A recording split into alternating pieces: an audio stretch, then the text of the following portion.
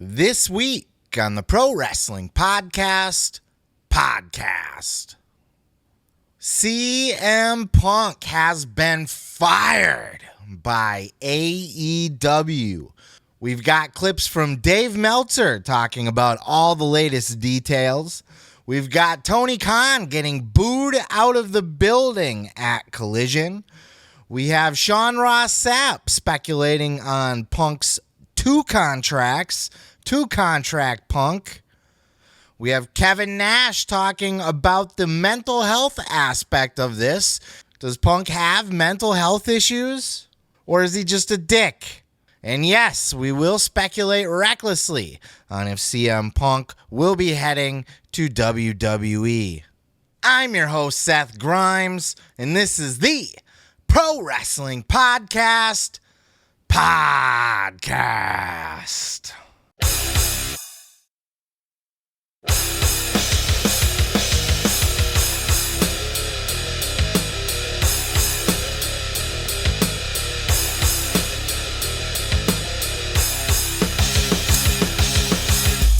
What the fuck is up, everybody? Welcome to another episode of the Pro Wrestling Podcast. I am your boy, Seth Grimes, the host of this here gig. And anything you guys want to talk about today? It's kind of a slow week. So I'm just going to kind of open it up to you guys. Let me know what you want to hear. Oh, CM Punk getting fired from AEW? I guess. I mean, if that's something that you want to talk about, I suppose. Look, you can't fucking turn on the internet. Or you can't turn on wrestling internet without seeing or hearing about CM Punk's firing. We're going to cover all of that here today. We do have other topics as well. I'm sure we'll get to them somewhere along the way. But as you can imagine, there's going to be a lot to cover on this episode here involving the breaking news of CM Punk. The first part of this is going to be my initial reaction to the Punk firing. So I'm going to read the statement. I did record this last night, as a matter of fact. And yes, I am wearing the same clothes for continuity's sake. But now I'm just telling you anyway that it's two separate days, so I don't know what the point of that was other than to just be stinky. But in any event, the first clip here that I'm going to play is my initial reaction. I just wanted to this was before anybody was really, at least when I started recording, by the time I started editing it, people were starting to get their shit up. But when I sat down in front of the camera, it was breaking news, and nobody really had their shit up. So I just kind of reacted to it and gave my thoughts, read the statement from Tony Khan, and was able, or from AEW, and was able to get that clip that played at the beginning of Collision in there before I was able to upload it. So then after that, what I'm going to do is I'm just going to post a follow-up clip. And we'll get into that here today, where we're going to talk about all the fallout and kind of cover other people's opinions as we normally do on this show, play the clips from other podcasts and that sort of thing. So that's what you can expect to see. And then time permitting, we do have other topics to get into, but let's just go ahead and dive right in. Before we do, though, if I could bug you to hit that subscribe button down below if you're watching here on YouTube. It helps me out greatly, man. I'm trying to work my way up to monetization, and I need your subscription to do it. If you're listening on the podcast feed, throw a follow or like, subscribe there, whatever the fuck it asks you to do. And with all that said, also like, follow, subscribe at Seth Grimes Media, Facebook, TikTok, and X. Don't say my own name when it come around. X, stay on top but remain from the underground. To the Z, and we're all in the family. The song was a banger. What the fuck are you talking about? Let's go ahead and jump into our first topic here today. You can almost hear Jim Cornette rolling over in his grave right now, as AEW has announced breaking as I sit down to work on the podcast this week. I pick up the old phone, pop a little scroll real quick just to see what's up. CM Punk has been released from All Elite Wrestling. Today I terminated Phil Brooks, CM Punk, for cause. This stems from a backstage incident at AEW All In last Sunday.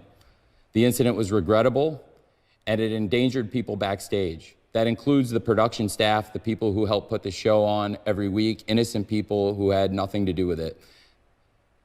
I've been going to wrestling shows for over 30 years. I've been producing them on this network for nearly 4 years. Never in all that time have I ever felt, until last Sunday, that my security, my safety, my life was in danger at a wrestling show. I don't think anybody should feel that way at work. I don't think the people I work with should feel that way. And I had to make a very difficult choice today. It came at the recommendation of a discipline committee here in AEW, as well as outside legal counsel who delivered a unanimous recommendation. And I have followed up on that recommendation. I'm sorry to any fans who are upset by this. I'm sorry to anyone who's upset by this. Let's go ahead and hop on over to Twitter and check out the official announcement here. Statement from All Elite Wrestling and Tony Khan. All Elite Wrestling AEW has terminated the wrestler and employment agreements between Phillip Brooks, CM Punk, and AEW with cause. Effective immediately. The termination was confirmed today by Tony Khan, CEO, General Manager, and Head of Creative of AEW. The termination follows a week-long internal investigation of an incident occurring backstage at AEW All In London on Sunday, August 27th. Following the investigation, the AEW Discipline Committee, that must be a fun group to sit on, met and later convened, aka the CM Punk Admiration Club, right? Let's talk about CM Punk. The AEW Discipline Committee met and later convened with outside legal counsel before making a unanimous recommendation to Khan that CM Punk be terminated with cause. Khan offered the following statement. Phil played an important role with AEW, and I thank him for his contributions. The termination of his AEW contracts with cause. Contracts! Do you see that? 2 contracts. It also says something up here. We'll dive into that a little bit more here in a minute. With cause is ultimately my decision and mine alone. Of course, I wish I didn't have to share this news, which may come as a disappointment to many of our fans. Nonetheless, I am making the decision in the best interest of the many amazing people who make AEW possible every week. Our talent, staff, venue operators, and many others whose efforts are unsung but essential to bringing our fans great shows on television and arenas and stadiums. Got to add that in there, throughout the world. I guess they have done a couple stadiums now, so that's fair point. Let's come back to that here. So I'm going to be off audio here. Let me see if I can type over the microphone. Fired with cause. What does it mean to be fired with cause? Termination for cause ensues when the employee's actions against policy and may lead to serious repercussions for the company, clients, and others. Termination of employees, blah, blah, blah. All right, so it basically means, hey, we got a valid reason for firing you. It's not just for making cuts or whatever. And it means you done fucked up. Now, I do want to take another look at this contract. We'll hop back on that. Remind me, because let's just address it. It says 2 contracts in here a couple times, right? Recommendation be terminated, making unanimous, blah, blah, blah. Employment agreements, right there in the first sentence. Then down here at the bottom, agreements. But look, that's the bottom of our concern. Did he have some sort of VIP status? I think that kind of says that it did, right? Why would you have multiple contracts? You're more than just a talent at that point. But look, they'll terminate the wrestler and employment agreements. So he had one as an employee somehow, some reason, but he was fired from the job. This following all the drama coming out from All In, which was following all the drama from last year's All Out and everything in between. Punk came back. Everybody said Punk should be fired. Tony Khan shouldn't bring him back. They built this whole collision show to gimmick to keep CM Punk around or to separate him from the rest of the roster and keep his friendlies on one team and, you know, the other guys' friendlies and their friendlies on the other team. But it didn't quite work out that way because you still have to do pay-per-views and such. And there are still some crossovers. So you get guys like Jack Perry. And look, I had prepared a whole segment to talk about that, which is almost old news at this point. It certainly is now, especially with this. But, Jack Perry has some fault in that whole situation as well. But the one reoccurring same problem over and over, the common theme between all of them is CM Punk. Now, CM Punk, look, man, the dude makes money for AEW, but he is poison. He's a cancer, as Seth Rollins once famously said. He's destroying AEW from within.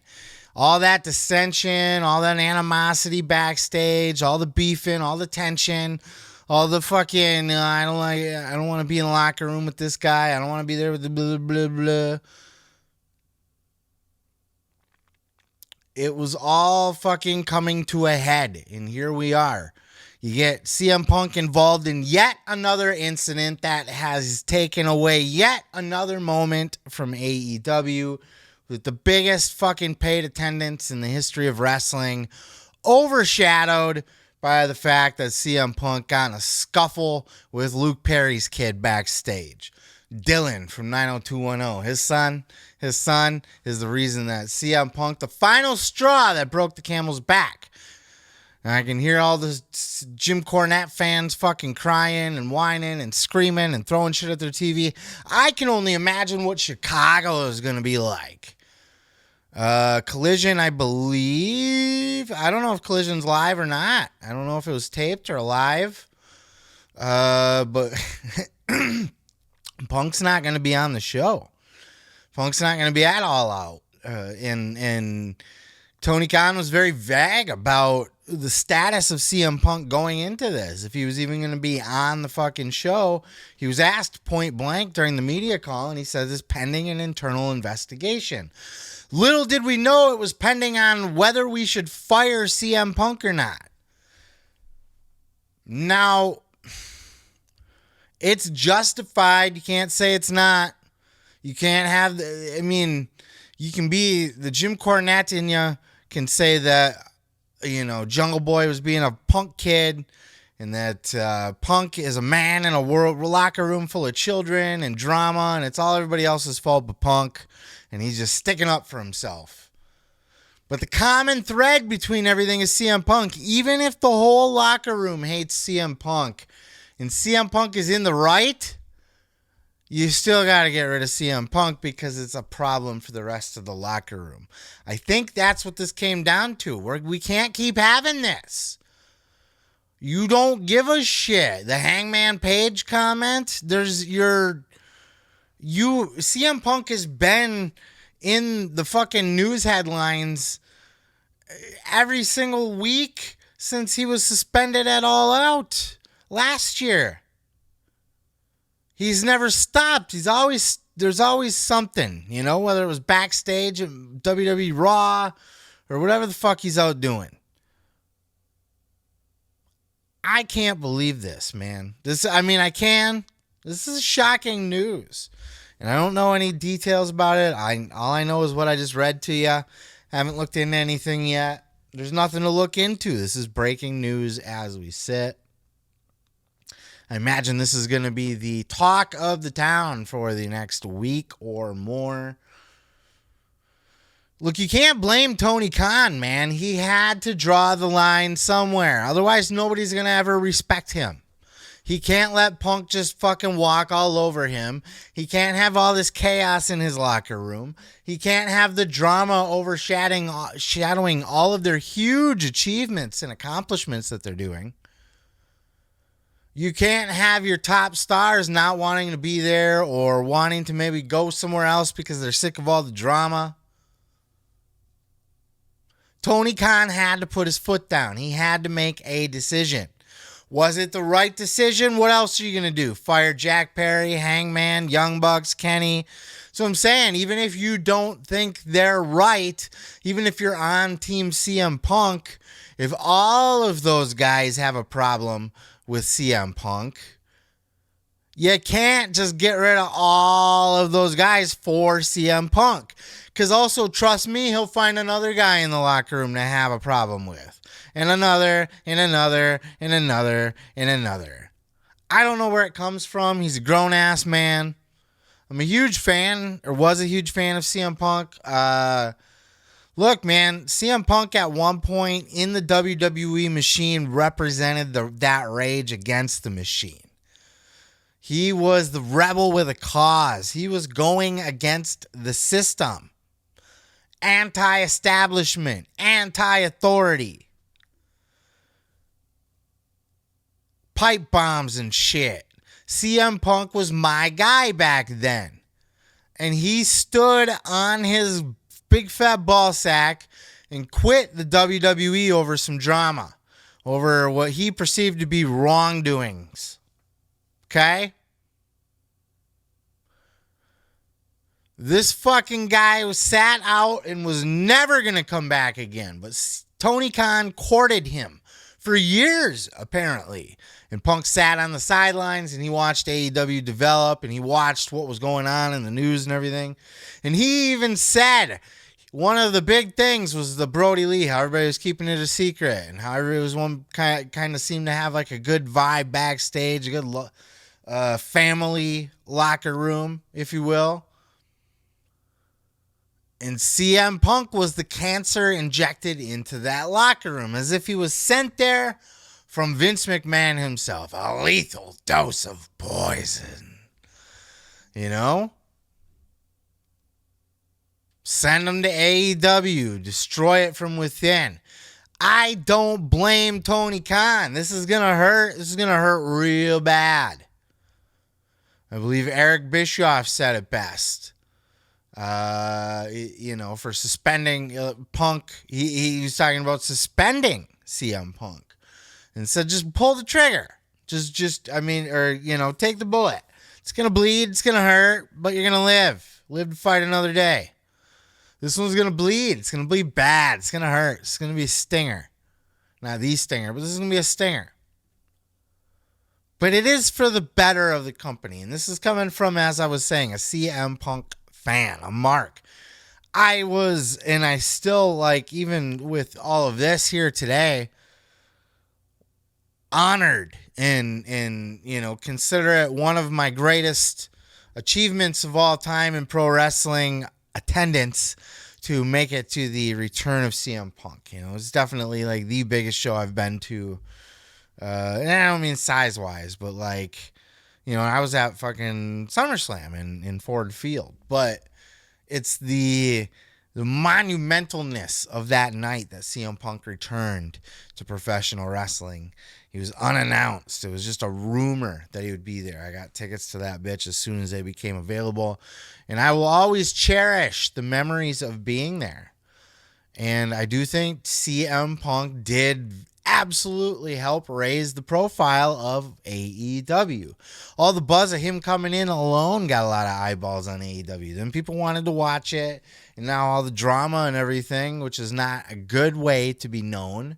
But, it's keeping the name out there and everything. CM Punk, what else is he going to do now? Now he's blacklisted from wrestling, right? He ain't going to go back to the WWE. Is he going to do New Japan or some shit? I know he was talking about at the Cauliflower Alley Club that he had, which we'll cover later in the show, but it seems kind of pointless at this point, right? To talk about anything else or involving CM Punk other than this. Hint. What do we got? Hint. Pineapple.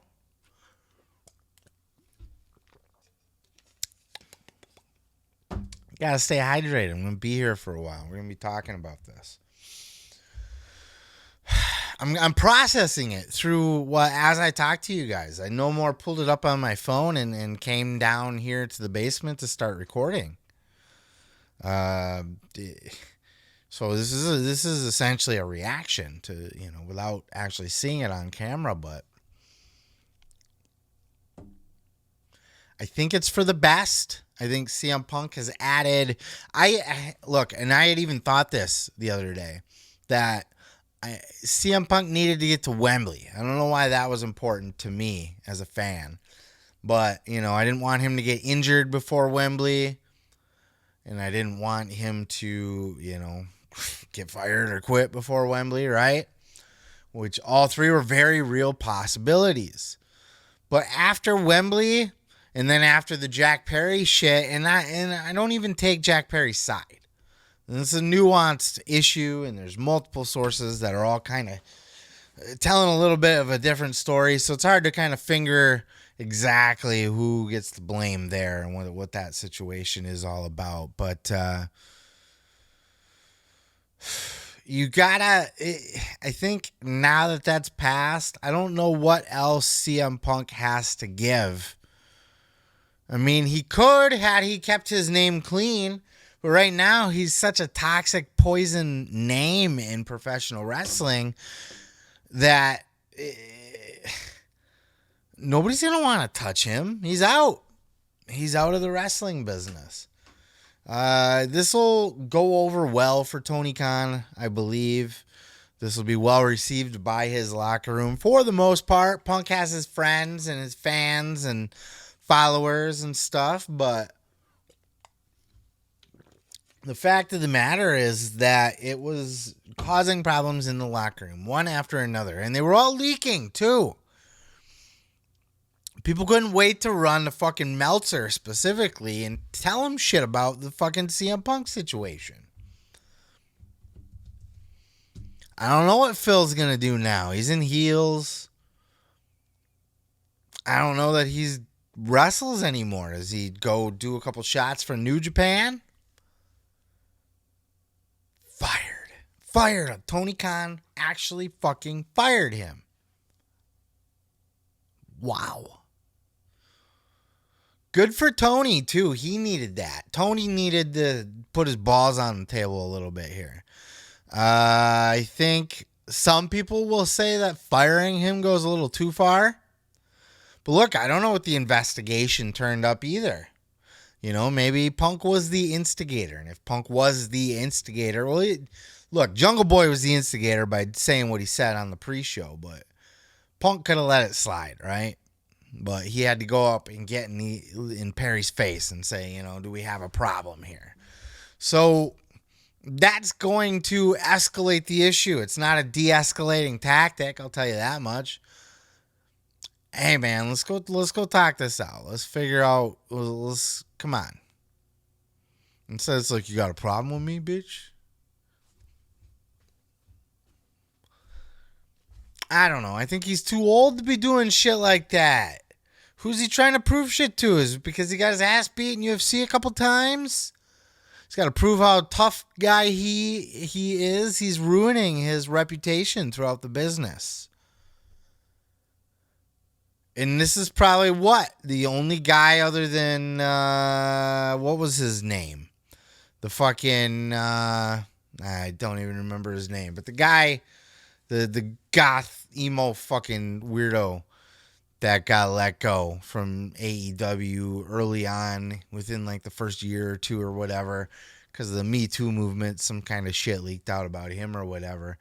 But Punk, I think, is the official first guy, other than that guy, to be fired. Outright fired. Tony didn't want to say anything about it because the investigation was probably put together by his team to decide first if they want to get rid of CM Punk, then to figure out the legalities of it. Can we? Should we? How we? All of that. How we, us as a term.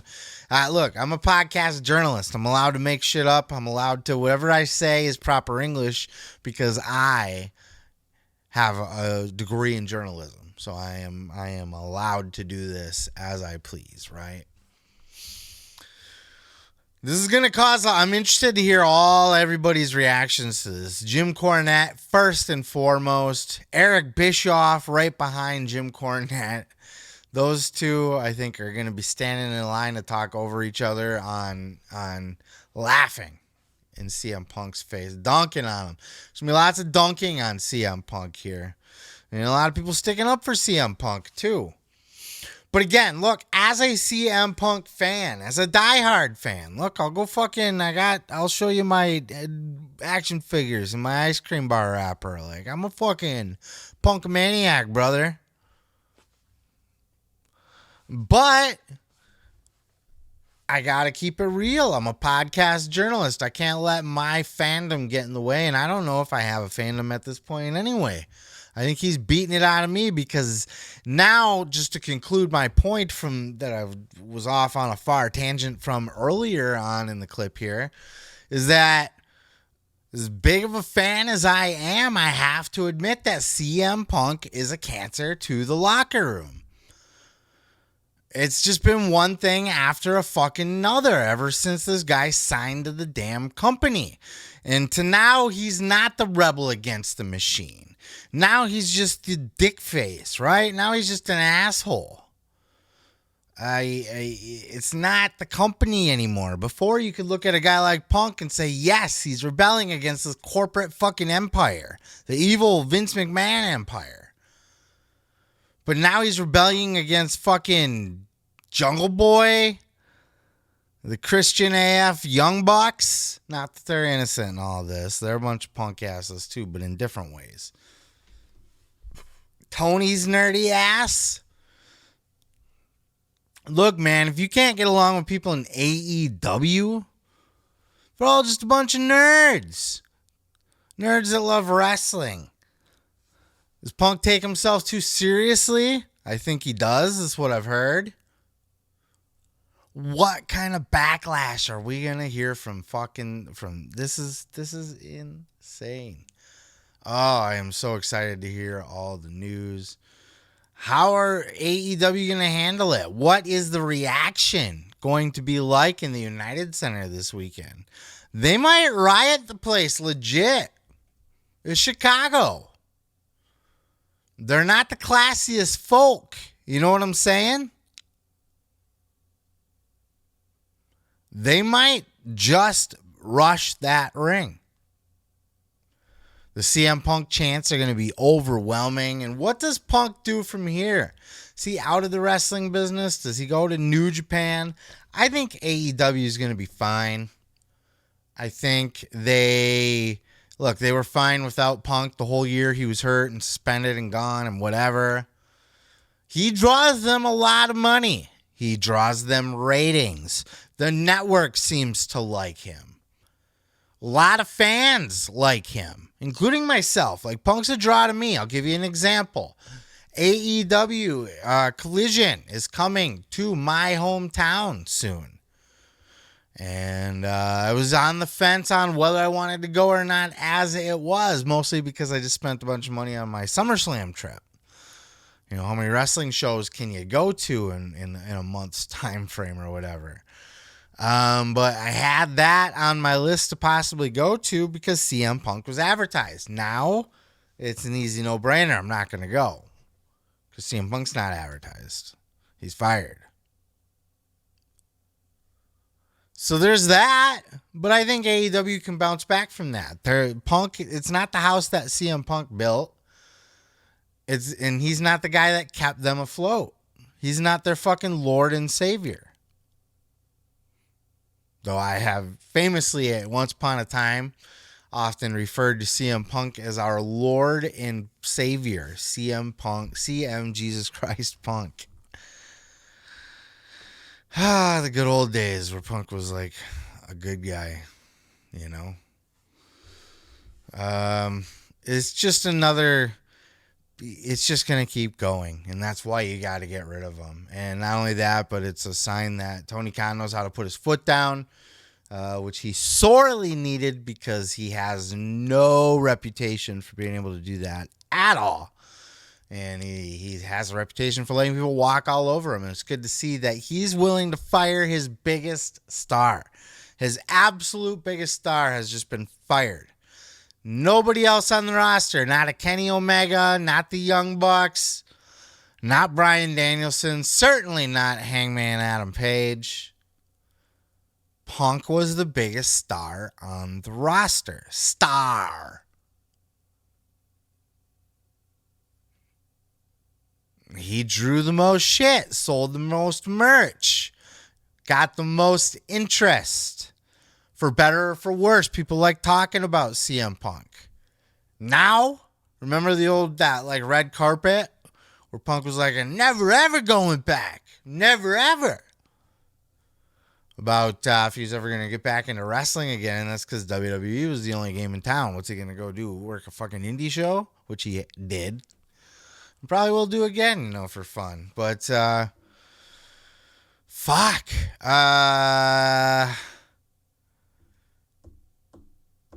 This is weird. It's weird. I'm processing it as we talk here. To fire your top guy, your biggest star, your money draw, your money guy, he had to be that much of a locker room cancer.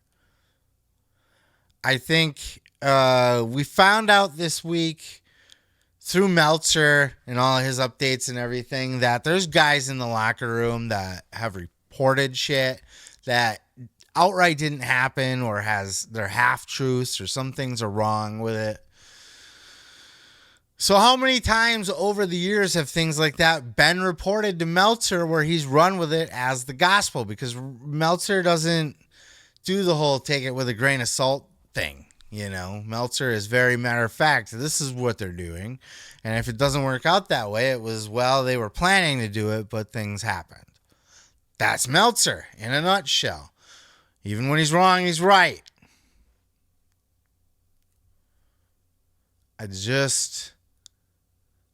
Wow.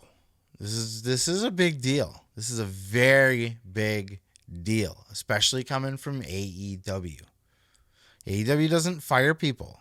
They do not have a reputation for firing anybody, ever. Somewhere along the way, they felt they had to get rid of Punk, and their legal confirmed it, obviously. What do you do? What else do you do? What else can you do?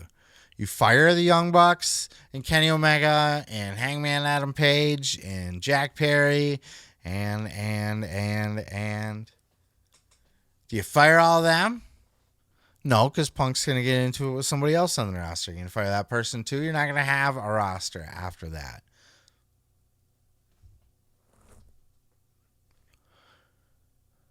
On the other hand, what are you going to do? Ignore it? So a move had to be made, a leadership. And a lot of times, look, you want the best information. And I think that's what this investigation and the discipline committee is all about, was to figure out, you know, who was at fault? Why did this happen?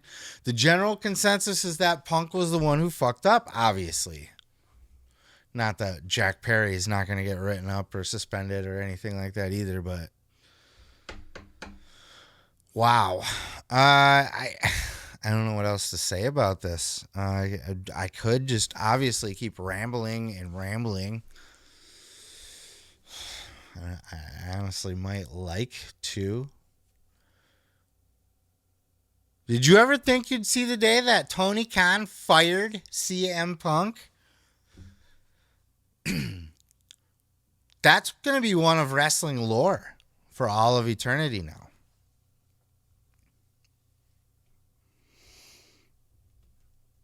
And it also sets the example for other wrestlers that want to fuck around and find out.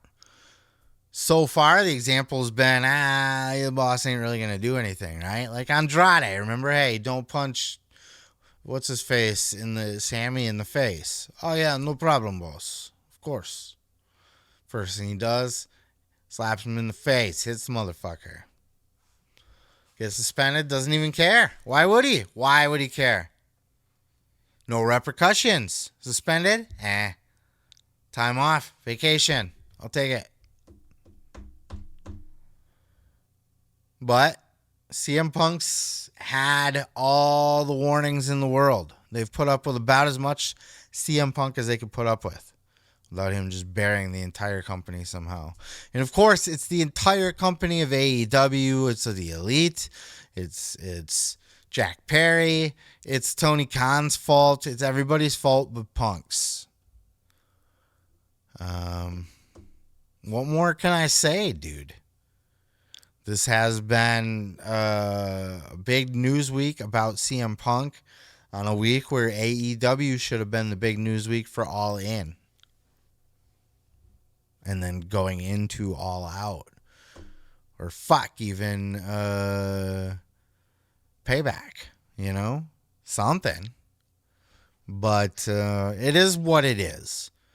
At least it went on first, right? So that anybody just tuning in, just want to feel it out, can see it and then be done with it. Any kind of in-ring situation or addressing the fans or what have you. It'll also be interesting to hear if CM Punk ever talks about this. If he ever does one of those podcasts again, brother, where he just spills the beans and then gets that guy sued and doesn't pay for the bills.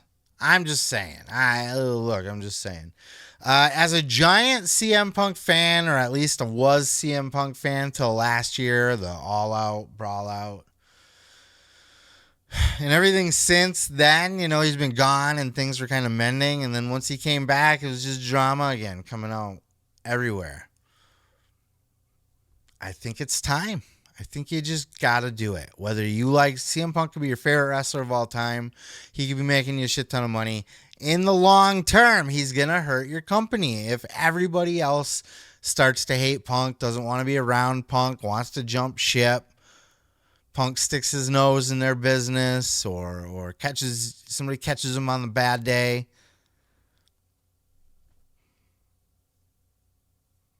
This is a weird situation, but had to, I guess, review and talk it through with you guys and kind of analyze it immediately after I read it. Looks like some of the Twitter comments are saying AEW is pretty stupid for doing this. I don't know that that's the case. Short term, yes, absolutely. Short term, this was a very stupid idea. It's going to cost them money. It's going to cost them ticket sales. It's going to cost them pay-per-view buys. It's going to cost them ratings. It's going to cost them lots of things. But one thing it's not going to do is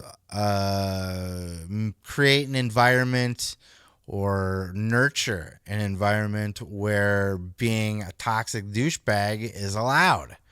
We don't need you getting in people's faces. Have a human conversation, tough guy. I hate these tough guy douchebags. Well, you got a problem? Huh? Well, let's talk about it. Fucking punch me. You're 45 years old. Not that he couldn't beat up Jack Perry, but just like, why? What's the point? Like, I can beat up a teddy bear. Doesn't mean I do. Though, if a teddy bear could get one over on me with a small package, I bet, just quick roll up. 1, 2, 3. A little bit of a fast count ski from the ref. That's all I got on this. I mean, I could keep ranting and coming from different directions. Just kind of put a bow on it. I think Tony Khan, this was the right move. Not necessarily that I agreed that firing Punk was the right move, but probably. I like watching Punk. I want to see him around, and he would be the reason I would buy a ticket. at the same time, if he's causing all this other drama in the locker room and people are starting to get fed up with it and not want to work around him and all blah, blah, blah, blah, blah, then at some point you got to cut bait with this guy. You know, he's already been suspended once or twice or whatever. And, still came back and got on the mic and said stupid shit. And now the fucking burger fucking thing. So it just is what it is. And yes, I said the burger thing. I don't know, man. I got nothing left on this one, but I would love to hear your thoughts. Obviously, I'll have some sort of follow-up probably next week as more details about this come out. And everybody's going to be talking about it, so I would expect to see lots of fun clips of other people's thoughts and stuff, and then I'll kind of cover it with some any other new details to be released. But look, Tony had to do this to make himself look good, to put his balls on the table, to set an example for the company that's going to get the respect for the other people. And this is going to suck. It's going to suck bad financially, all of it. But it's going to help the company morally, which is going to keep them together, keep them moving forward. And they're not going to fall victim to the turning on one another narrative that gets pushed to them through their TV sets. So that's all I got for you. Let me know your thoughts down in the comments below. CM Punk fired. You're fired from AEW. Can you imagine if Vince McMahon versus Tony Khan? Tony Khan wouldn't even say it. He'd just say, send him a fucking text or something. Hey, Phil, heard you're fired. No, it ain't that bad. But compared to you're fired, just got a little bit more pizzazz to it. You know what I mean? Tony's got to work on your fired fucking gimmick, That's all I got. I'm going to go ahead and move on to the next. So after posting my initial reaction to the firing of CM Punk, of which I recorded as a separate clip if you're watching on the clips, or you just watched it if you're watching the full show. But now, since then, other podcasters and YouTubers have started to come out, give their thoughts. More news is breaking and leaking as this is a very ongoing story as I record and edit and upload and process my show here. Plus, there's pay-per-views going on everywhere. It's insanity. It's a busy, busy time here. I imagine next week there's going to be a lot more everybody's podcast is going to be covering. I look forward to Jim Cornette's take on this. I look forward to Eric Bischoff's take on this and a whole host of others, I'm sure. Bully Ray will be interesting to hear. So I imagine we will get into those next week. But I did want to share with you guys, as we do here, we are a podcast clip and review show. So I did want to get into some of the shit that is being talked about here in regards to, the latest on CM Punk being released from AEW. Again, before we move forward, if you want my initial take on that and the statement as read by, as given by AEW and Tony Khan, go ahead and check that clip out. I'll put it in the end cap to watch. But moving forward, a whole lot of other people had things to say, including Tony Khan himself, which is a good place to start. Tony Khan came out and spoke to the crowd in Chicago, and it didn't go so well for him. He made the announcement publicly, face-to-face, so to speak, and he was met with a resounding boos. Check out this clip. I came here to talk to you from the bottom of my heart because today I had to do one of the hardest things I've ever had to do, and sitting here right now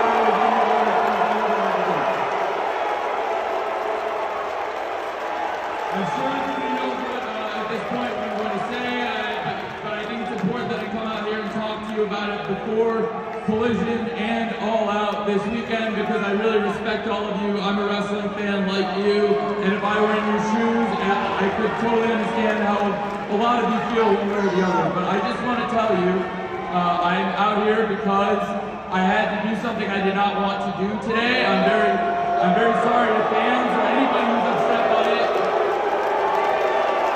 This week we conducted an investigation independent of me. I have a discipline committee in AEW that is independent, and it's comprised of the majority of lawyers. And I also brought in outside legal counsel. I hired independent lawyers to investigate this and make a recommendation. This was different than anything I've ever been involved in sports or wrestling. It was very tough. When I met them, the unanimous recommendation was the action that I took. The action that I took came as a result of this investigation, but I have to say it stems from an incident backstage last weekend at AEW All In London. I've been going to wrestling shows like you for over 30 years, and the first one I ever went to was with my dad, who's here tonight, downstate in Champaign, Illinois. And thank you, Dad, because without him, none of this would be possible. Because it took a lot of balls for Tony Khan to go out there and do what he did there. This poor guy's a fucking chode, though, isn't he? What a nerd. Nerd. Nerd. Nerd in the truest sense. Like, I call myself a nerd, right? Captain America hat. That's nerdy. But, you know, the true, like, the Poindexter nerd, the nerds of the 80s, Revenge of the Nerd type nerds. He's a nerd. Tony Khan is. But it took a lot of balls to go out there and address the crowd. He was very... You can see he was shaking. He's very awkward. He's a very awkward man. He's out there. You can see his face. He's like, all right, fine. I understand. And then he tries to babyface himself. I grew up here in Illinois. No one cared. They booed him louder. Chicago's a ruthless city. That's why another reason why it takes a lot of balls. It's CM Punk's home city. And those guys are not afraid to let you know what they think. This is not a polite fan base. That is a fan base that will boo the owner of the company out of the building. I do think Tony Khan missed a very rare opportunity to sit down, and he could probably still do this on Dynamite or Collision next week. But I think Tony Khan missed a very good opportunity to sit down and say, I didn't screw CM Punk. CM Punk screwed CM Punk. And then just be a fucking heel. Who cares? Doesn't matter at this point, does it? Unbelievable situation. Poor Tony was out there shaking like a leaf. He said his dad was there. Can you imagine being cucked like that in front of your dad? But Tony stood his ground. He said, I did what I had to do for the safety of my crew. The safety of everybody that works at AEW. For the safety of himself. As it was reported that he was lunged at. And if you listen to Dave Meltzer, who reported the lunging incident, and look, Meltzer, by the way, Meltzer and Alvarez are very complicit in all of this is here as well. They're basically the media propaganda wing of the Young Bucks, the Elite. Yeah, it was Meltzer who had broke the lunged at Tony Khan statement from this mystery third-party bystander that's impartial, right? But Meltzer did say that lunging was putting it lightly, that he was being nice there, and that there's a lot of other stuff that happened that was not talked about. For more details on everything involved here, all the latest as we have it to this point, here are the folks in question, in my opinion, themselves, Mr. Brian Alvarez and Mr. Dave Meltzer. I mean, he got fired over what happened Sunday, but the lawyers and everybody else, they talked about a lot more than Sunday. They talked about everything, the stuff that's come out, lots of stuff that hasn't come out. And, I mean, should it have been sooner? With the benefit of hindsight, of course, it should have been a year ago. But, hindsight, is always whatever. I mean, when he came back, who was to say? You know what I mean? It's like...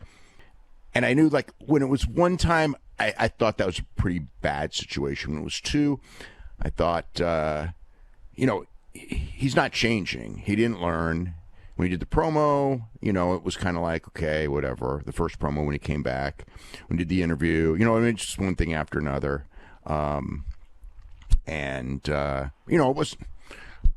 It wasn't going to work. It didn't work.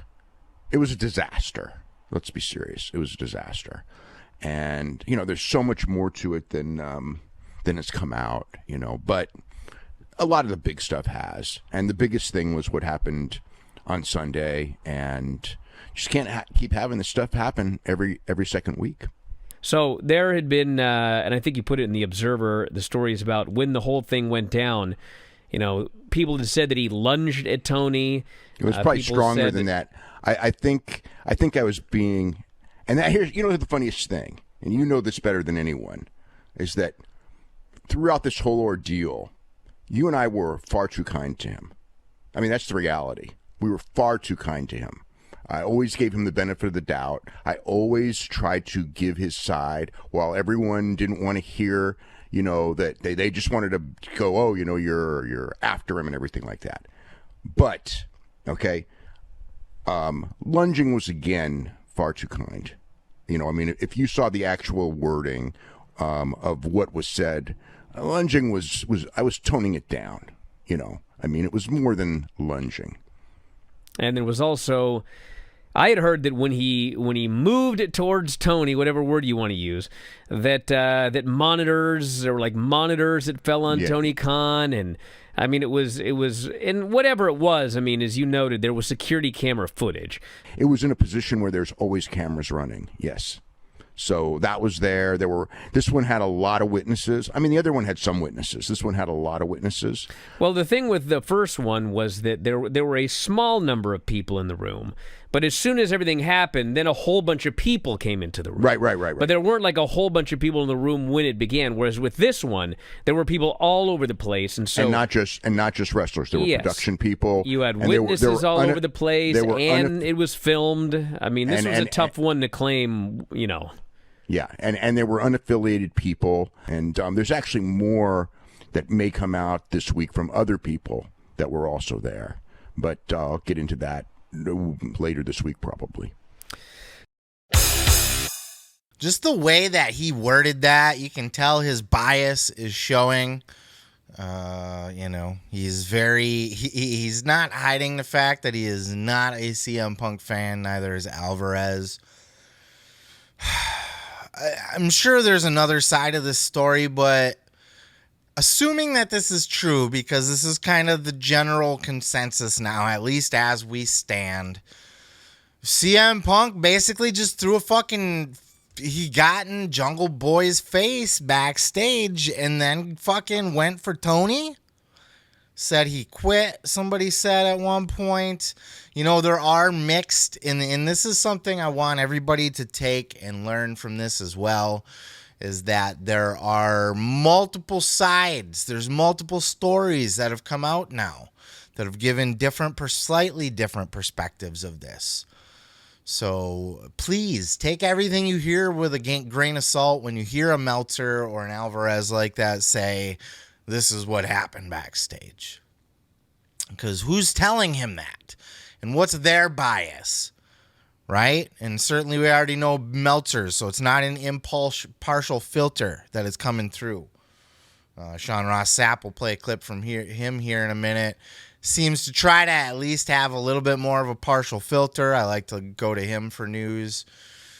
But look, with all the facts that we have, and I wasn't fucking there, but with what we know so far, I think you had to fire CM Punk. Otherwise, you're looking at lawsuits from other people in the company, which could still possibly happen. But, at the very least, this is covering Tony's ass in the event of something like that were to happen.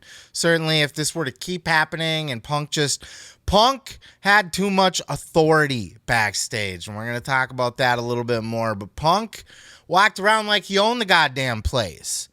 He would get in Tony's face. You can't You cannot let your talent walk all over you like that, no matter who the fuck they are. This had to be done to set an example for the entire AEW locker room. Tony's a very nice guy. He can bend very far like a palm tree in a fucking hurricane. You know, he'll bend all the way to the ground, man, before he snaps. But when he snaps, like, there's got to be a limit. There's got to be a line. You got to know that Tony is willing to do the dirty if it comes down to it. You know, it was that one fucking guy, I still don't remember his name, from the previous clip I talked about, that Tony Khan had fired due to the Me Too allegations a couple years ago. the creepy emo guy. But other than that, Tony does not fire people. And to fire his biggest money-drawing talent, his biggest star by all accounts, his big pay-per-view draw, the guy that got Collision a show on TV with the network by all accounts, because, you know, some fucking market research showed that CM Punk was very popular with the fans, the wrestling fans. They want to see CM Punk. And it's true. It's a fact. Of course, that's debatable with the ratings dips and Collision and all of that, but I think there's a number of other factors to play into there. The fact that there's a pay-per-view every 3 weeks on a Saturday night, or every couple of weeks if you count UFC coming from Endeavor and WWE.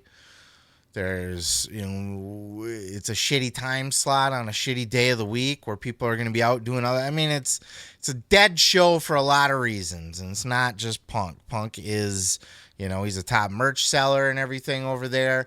For Tony Khan to put his balls on the table and fire his top money star, somebody that he's clearly a fan of, clearly a mark for. And look, I am too, and I know a lot of other people are. I like CM Punk. I am a fan of CM Punk. I have CM Punk t-shirts. I got to go out and get the CM FTR shirt. Have they pulled it yet? Hopefully they're not pulling his merch. Hopefully it goes on discount. That's what I want to see. I want a CM FTR shirt, and I haven't bought it yet because all the shirts from AEW or Pro Wrestling Tees end up being $40 fucking by the time you get done with the shipping and the handling and the taxes and all of that. You got to order fucking 12 shirts to make it worth your while, because then shipping's only like $1 a shirt or whatever. But if you want to order like a shirt, 2 shirts, fuck, you're in it. $75-$80. It's bullshit. I digress. I want a CMFTR shirt. Somebody mail me a CMFTR shirt. Fucking inbox me somewhere for my address. That's probably dangerous, huh? Fuck it. We'll kick it. We'll smoke one and we'll chill and we'll fuck it and we'll talk it out. We'll hug it out. We'll talk it out.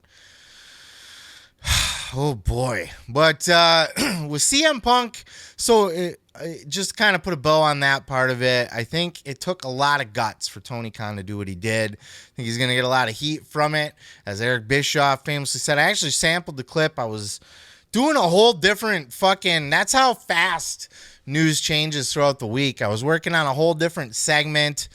At the time that news was breaking, I was editing up my thumbnails, and I was going to cover the suspension of CM Punk, not the firing, the suspension of him and Jack Perry. As a matter of fact, here's the thumbnail of what that would have looked like. And it would have featured a clip from Eric Bischoff, who is not a huge fan of CM Punk. And he had basically said, like, look, man, just fucking, just take the fucking bullet. As a matter of fact, here's the clip. We'll just play the clip.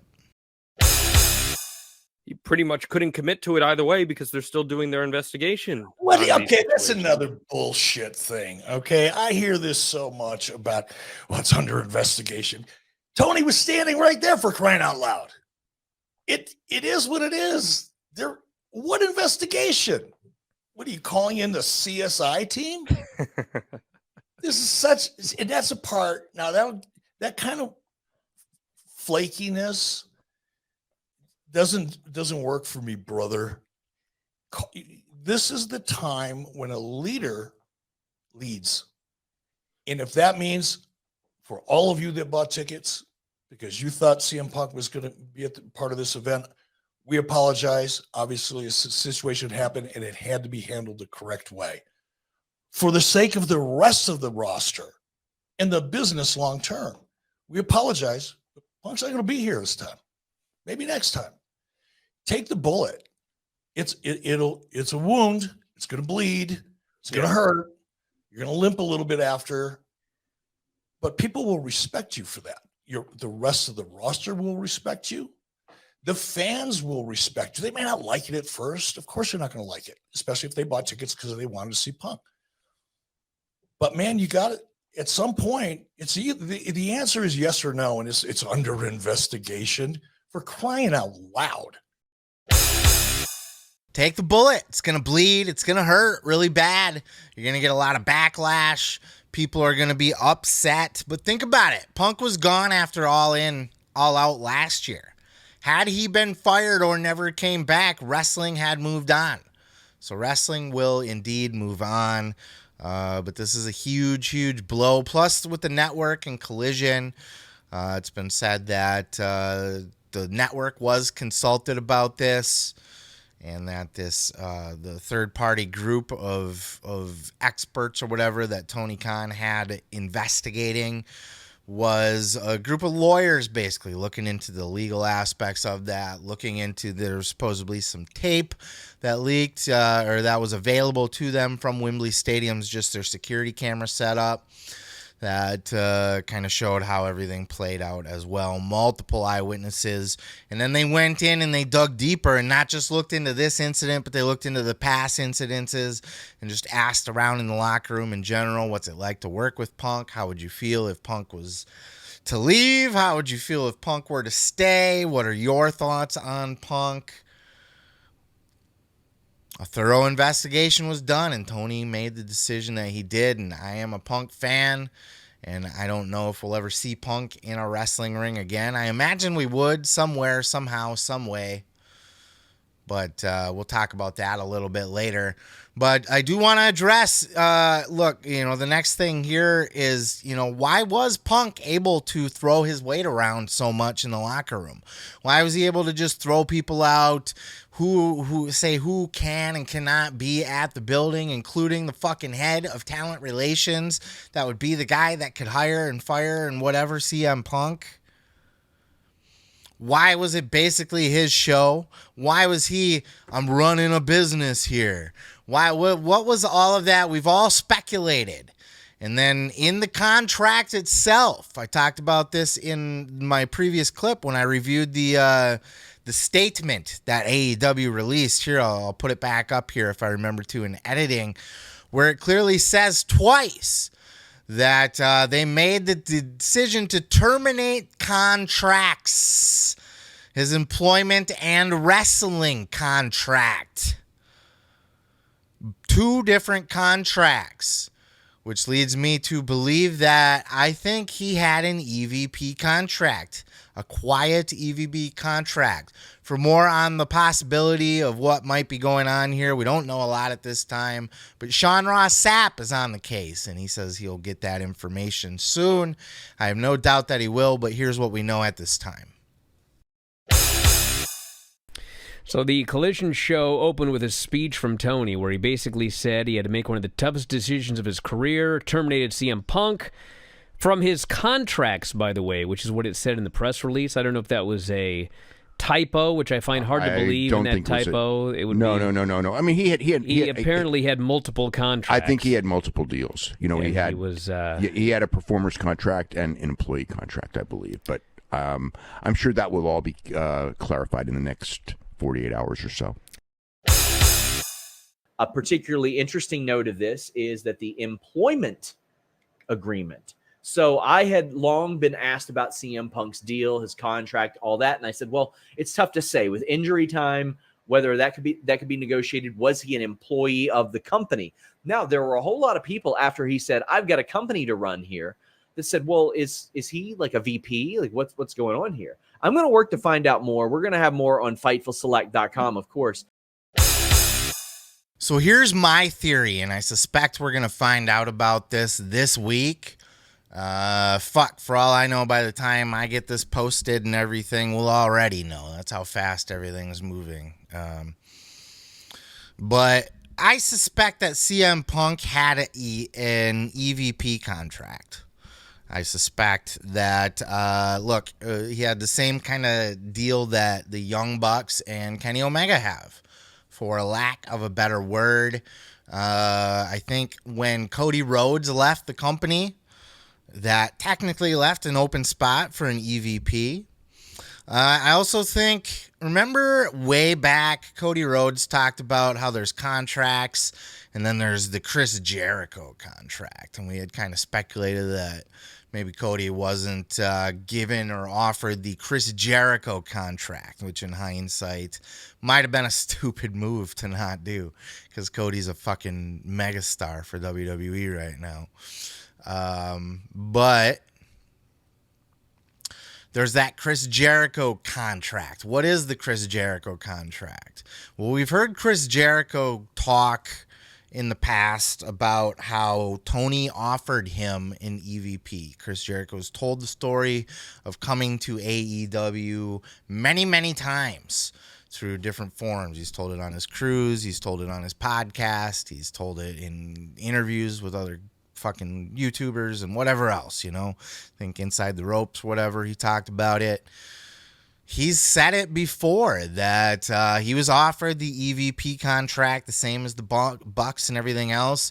Jericho opted to not have the title. He did not want to be called an EVP. He didn't want any official status, official title ranking within the company. But he has essentially been functioning as an EVP ever since anyway. He does the backstage meetings a lot of times. He is involved in other people's storylines and the booking and the decision making. And he very much always speaks of we. When AEW does something, we did this, we did that, Jericho has the authority to just book people. He was interviewing some bloke from UK, which, by the way, I have no idea if that guy ever ended up making it onto the card or not. He was a guy that was making a little noise. I'm sure I'll be eating my words here as he's a megastar in the making. But anyway, there was a guy that Jericho just offered. He's like, well, so what's next for you? He's like, well, AEW's got the show coming up in London. I'd love to be open up on that show or something.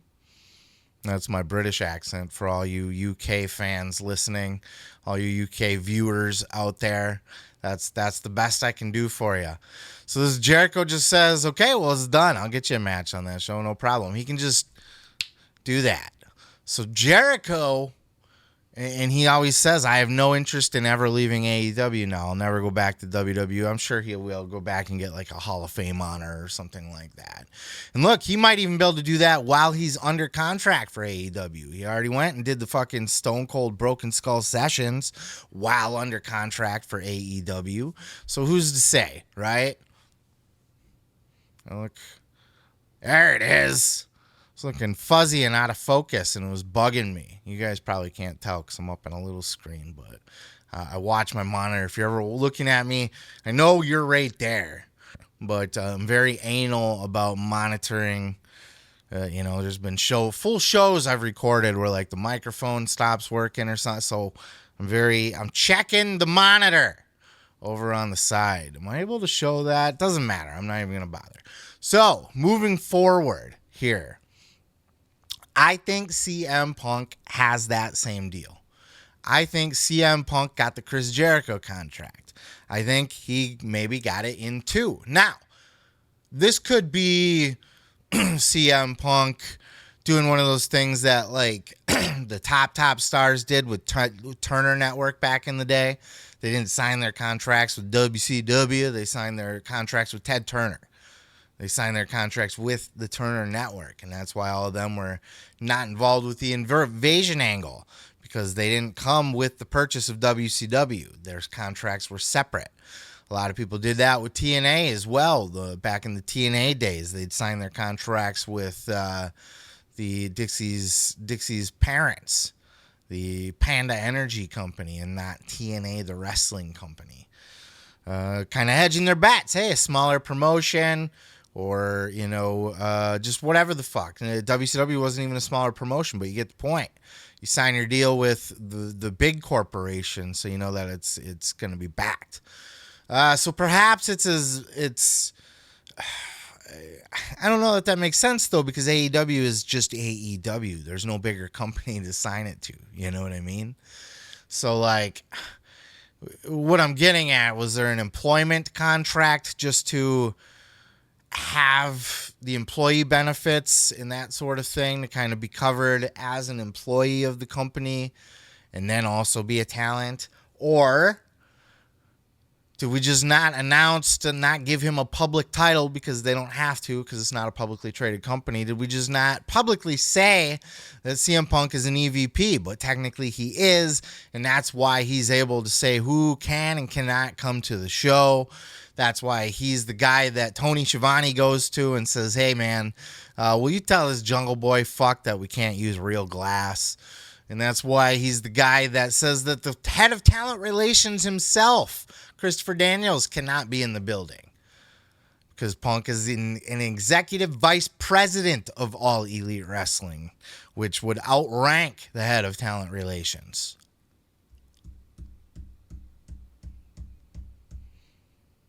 Am I lying? Tell me when I'm wrong. Tell me when I'm telling lies. That's what Punk says, right? That's his gimmick. Tell me when I'm telling lies. I think he had 2 contracts, and I think he was released from both of them. I think that's why he had the stroke that he had, the power that he had, and I think that's why he was given so many chances. I think that's why it was a fuzzier legal deal than it was led on to believe, that he wasn't just a wrestling talent. But that's just speculation. But I do suspect we're going to find out soon. Meltzer said that as well. And that he believes that we're going to get the details on the contracts, or, between him and Sean Ross Sapp and all the other dirt sheet guys, we're going to get to the bottom of this. So we've got people on the case. I'm excited to see what the week brings us as far as more details to come. But then we got, I got to check my list just to see what else is. Jesus Christ. I got a clip here from Kevin Nash, and this was kind of prophetic on the level of Kevin Nash. This was recorded. This came out last week. This was before. And if you look at Kevin Nash's YouTube channel now, there's like a preview going where clearly they're going to be discussing the firing of CM Punk. That's what I'm saying. Next week, it's probably going to be, this show is going to be a lot of covering everybody else's take on this as well. And all the other news that comes out about it. This is a good 2-weeker here at the very least. But Kevin Nash, very prophetic here. And this is why a lot of people say he's very intelligent. I know he does a lot of political talk on his pod, and that can get annoying from time to time. I hate when politics get into, I want to listen to wrestling. You know what I mean? And they talk about basically anything but wrestling over there. But they do talk about, they did talk about CM Punk last week on the Click This podcast, Kevin Nash, Sean Oliver. And they talked about the backstage incident at All In with CM Punk and Jungle Boy Jack Perry. And Kevin Nash speculates, is this a mental health issue? And he doesn't say it jokingly. And he also speculates that CM Punk will probably have to be fired for this. Here's the wise man, Kevin Nash, from last week's episode, not post-firing CM Punk, pre-firing CM Punk. Check out this clip. Hey, there was guess what? There was a little backstage problem with CM Punk this week. I know. Again? You're shocked. That's the face of disbelief. Jesus. Honest to God, I mean, and this is in all seriousness, what I take from this whole thing is he needs serious help. He needs mental health. Do you think? Yes. Yes.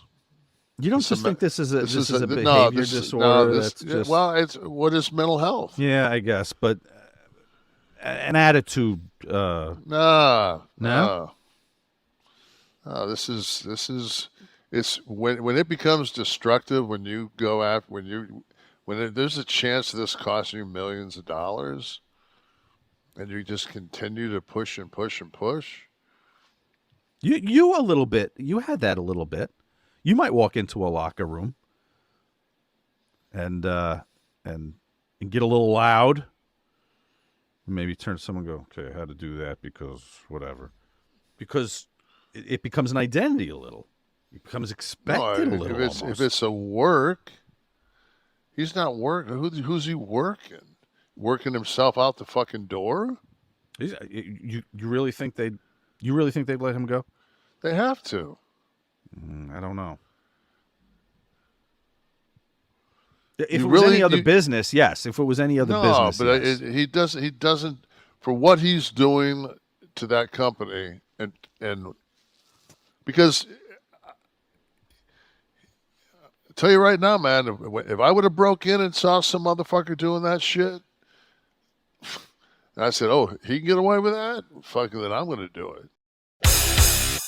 It's a really smart take by Kevin Nash because I think he's right. When he said that clicked. Click this, huh? Get it? No pun intended. But that really resonated with me, right? Because I myself have battled with mental health issues in the past, and it makes me a miserable, grumpy fuck. Confrontational at times. Not to the extent of CM Punk, but fuck. You know what I mean? I get it. I understand that. It's a very real human condition. And maybe CM Punk's suffering something really bad. You know, I'm not even going to sit here and speculate what could be going wrong with the guy. But I think Nash is right. This is a sign of, this is at least a huge possibility that this is a sign of mental health issues. To be this violent, to be this touchy and sensitive, to be this outspoken and self-destructive. You know, there's reports that he said he wanted to quit or was going to quit. Okay, but then what? Do you really think like you're just going to be able to like walk into WWE now? Do you think you're just going to be able to walk into New Japan now? Do you just, I don't care about wrestling, even though it's, you know, been your whole life? Like,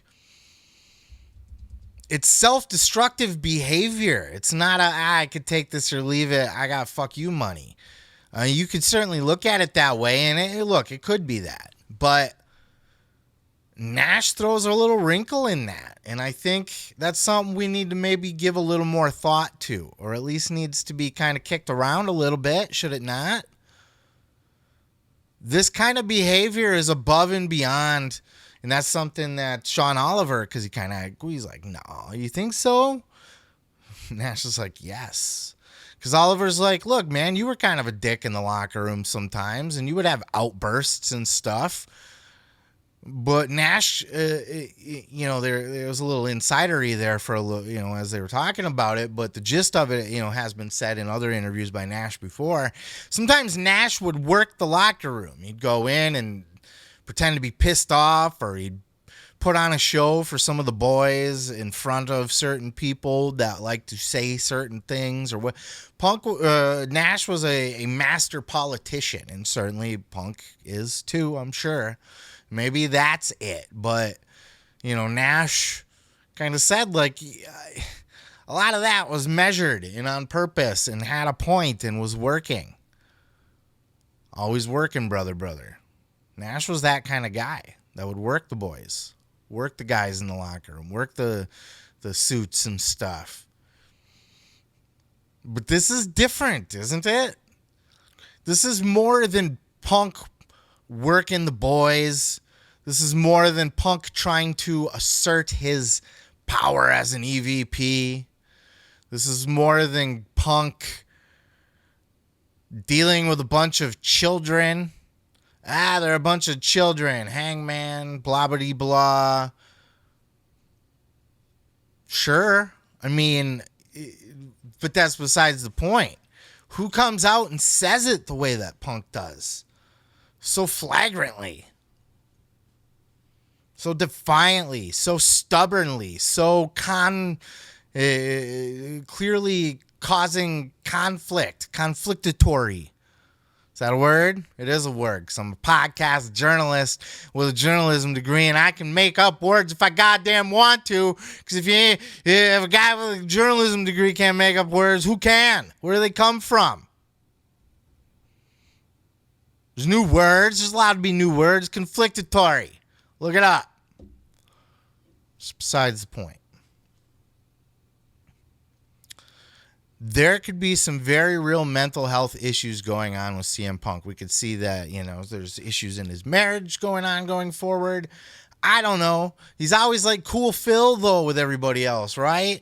We'll cover his Cauliflower Alley Club, probably, maybe later. I don't know. It's on the list. We'll see what kind of time we're working with here. But he was very chill there. Seemed to, get along with everybody. Glad handing people, joking, just being chill Phil. But then we got reports that he's backstage knocking over monitors, lunging at people, and lunge is putting it mildly. Putting it nicely, says Dave Meltzer, who is not biased in any way, shape, or form. And we're going to have the Jim Cornette base that's going to have their take on this, and I can't wait to hear it.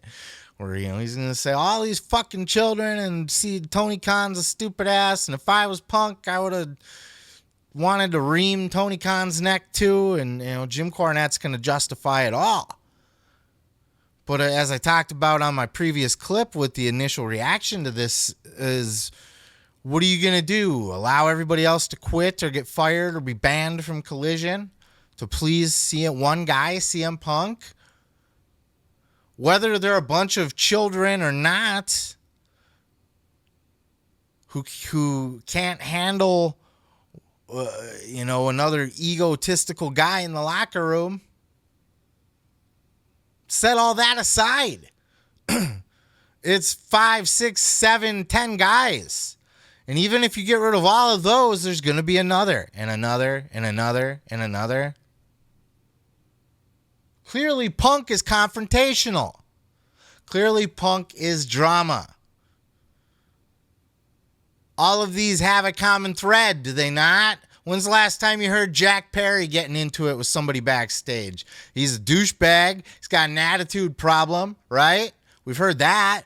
But has he gotten into it nose to nose with anybody backstage before? What about the Young Bucks? Any of them? And sure, Punk, you could say, well, he's the kind of guy that's going to, if you're talking shit, I'm going to confront you and punch you in the face. It's not how it works nowadays. It's not an indie locker room. It's not coming up in fucking Ring of Honor and fucking CZW and fucking Ian Rotten's IWA or whatever the fuck it was back in the day. Mid-South. IWA Mid-South. CM Punk can't just go around threatening to beat everybody up, lunging at people, knocking over shit, scaring everybody around him. He's got to handle his business calmly. And CM Punk, or like Kevin Nash said, they have to let go of Punk. He said Vince wouldn't put up with that shit. He was sure as the sun will come up tomorrow that CM Punk would be fired over this. And Sean Oliver pushed back. No, that's their top star. You really think they're going to have the guts to do that? Like Nostradamus. He predicted it. Punk was fired. And probably rightfully so. Which leads us now to wonder what's next. And of course, Ollie over at WrestleTalk. Poor Ollie. He put a video up today showing a flashback of when CM Punk debuted, made his return to AEW. And then the poor guy had to announce the firing. But then he got into speculating, does this mean CM Punk to WWE confirmed? Meltzer says he's free and clear. Check out this clip.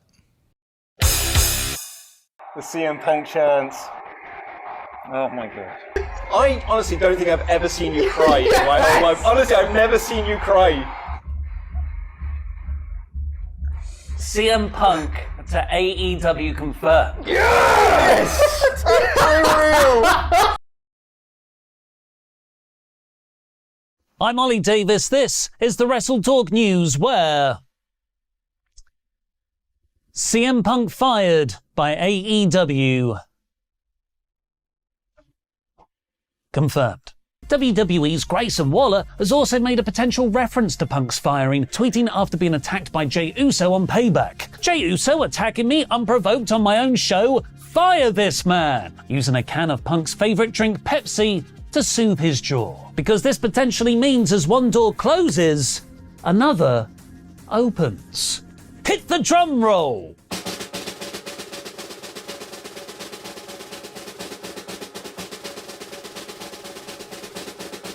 CM Punk to WWE confirmed. So yes, it is believed that with his termination due to cause, that leaves Punk to be free and clear, that there would be no fucking grace period, and no non-compete clause, no 90-day gimmick buffer zone, none of that. It's rumored that it's already being speculated because Survivor Series happens to be in Chicago this year. Wouldn't that be some shit? CM Punk makes his debut in Chicago to WWE, his triumphant return. It's plausible. It's plausible. I don't think so, though. Poor Ollie, before we move forward, though. Poor Ollie. Tears of joy, and I feel him because I was at the first dance. I was in the United Center for Punk's return. And that one guy, they showed like one guy on camera crying. That was everybody. A lot. I mean, people all around me were crying. Ollie cried on his video here. Everybody cried. It was joyous for all of us that were diehard CM Punk fans. He was our guy. He was our hero. He was a cult of personality. He was. And he obviously had his haters even back then. But the people that loved him. And they thought that he stood for something, right? They loved him because he stood for... I loved him because he stood for something. He stood against the machine of WWE, all their bullshit, all of it. Everything he did represented that anti-authority, anti-establishment, him making it to WWE and on TV as a skinny, fat, fucking not as buff as anybody else on TV, dirty tattoos everywhere looking, fucking in an era where that was not as common. He kept his name, CM Punk, his gimmick, straight edge, I'm better than you. All of that, and he was a Paul Heyman guy. All of that went in the face of the WWE right from the very beginning. And once he got in, he worked his way up the ladder. He proved everybody wrong. He earned it every step of the way by being the best, by being undeniable. And he put up with all of the bullshit to make it to being a top guy, culminating in that pipe bomb promo and his exit from WWE after beating John Cena at Money in the Bank for the WWE title. That was the peak of CM Punk. That made him the megastar he is today. That made CM Punk. That was the moment that he was etched in stone as an all-timer. Could he go back? I don't think so, and here's why. I think too many people don't want him there. I don't think Triple H is going to want to introduce that into his locker room. I don't think Seth Rollins Seth Rollins was already outspoken about it. No, he's a cancer. Stay away. I don't like Phil. He's a cancer. Stay away. I don't even need to do the nasal because I already got the nasal. Stay away. But he's not going to be the only one. I'm sure Roman, if Roman has any stroke there, he's not going to say, yeah, bring him in. Let's work with him. He'll probably fuck up Roman's fucking... He'll do something... You know what I mean? Like, why take the risk? Now, you can fantasy book it. Just like you can fantasy book CM Punk versus Kenny Omega. Or CM FTR versus The Elite. Or CM Punk versus Hangman Page in a steel bull rope cage. You could fantasy book all that. Doesn't mean it's going to happen. You can fantasy book Punk versus Seth Rollins. Absolutely. I've already heard people speculate it. Cody versus Roman. Punk versus Rollins. WrestleMania. Let's go. WrestleMania 40. Sure. On paper, that looks fantastic. But what does that actually mean? That means Rollins would have to work with Punk. After he literally just said a couple months ago, he's a cancer. Stay away. I don't like him. Roman's not going to want him there either. He's buddies with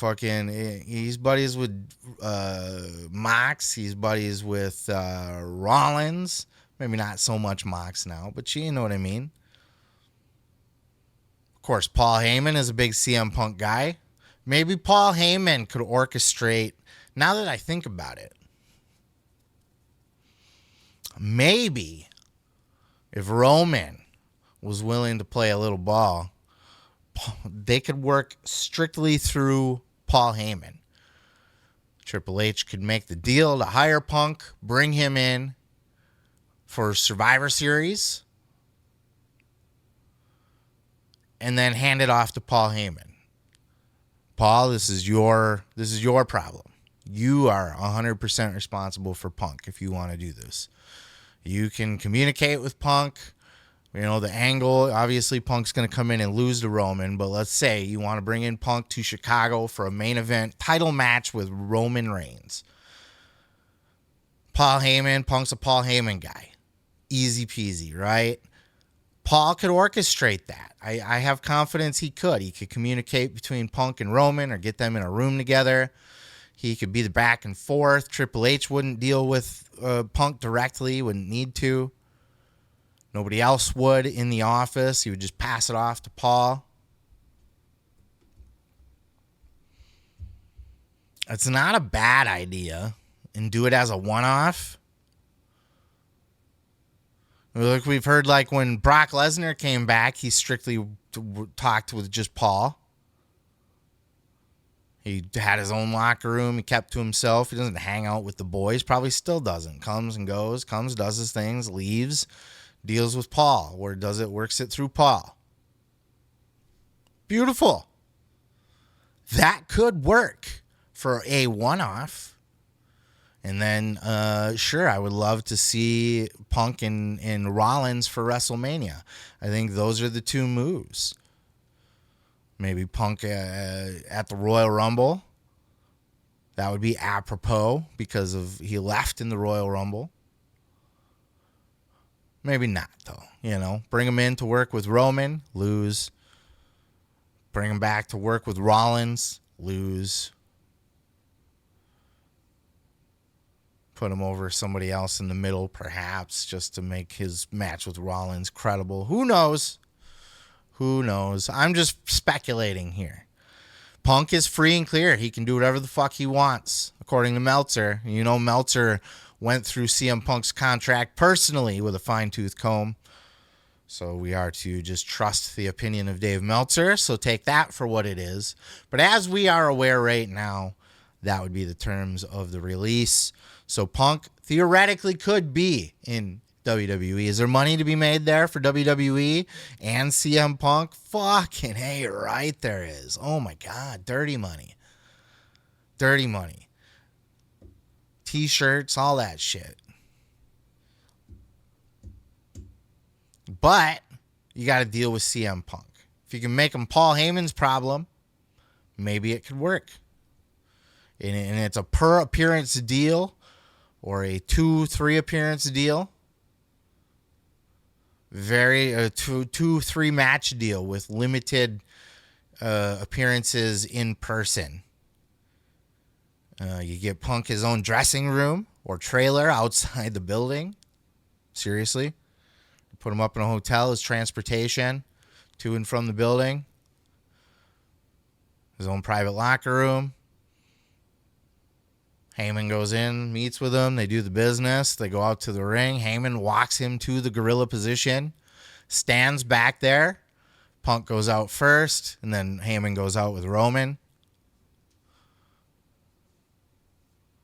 Punk comes back. He leaves. Bye-bye. Doesn't even need to talk to anybody. Gets the paycheck in the mail, so to speak. I'm sure it's a electronic transfer deposit at this point, right? You get the point.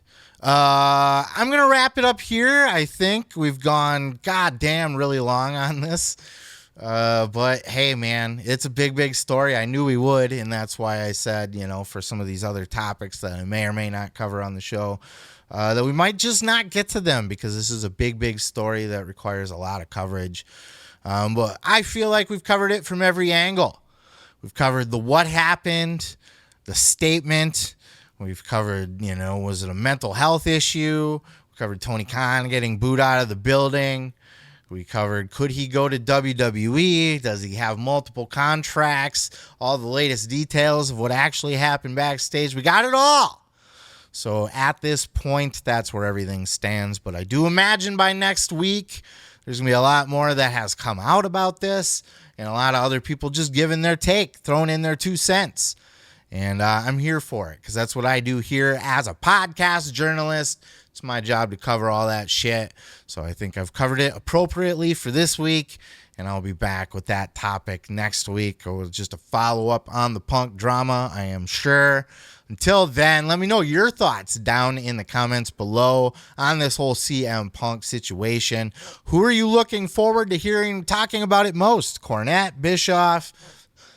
Give me your pick, man. Whose side are you on? Is Punk right for just wanting to bitch slap all these little punk-ass kids?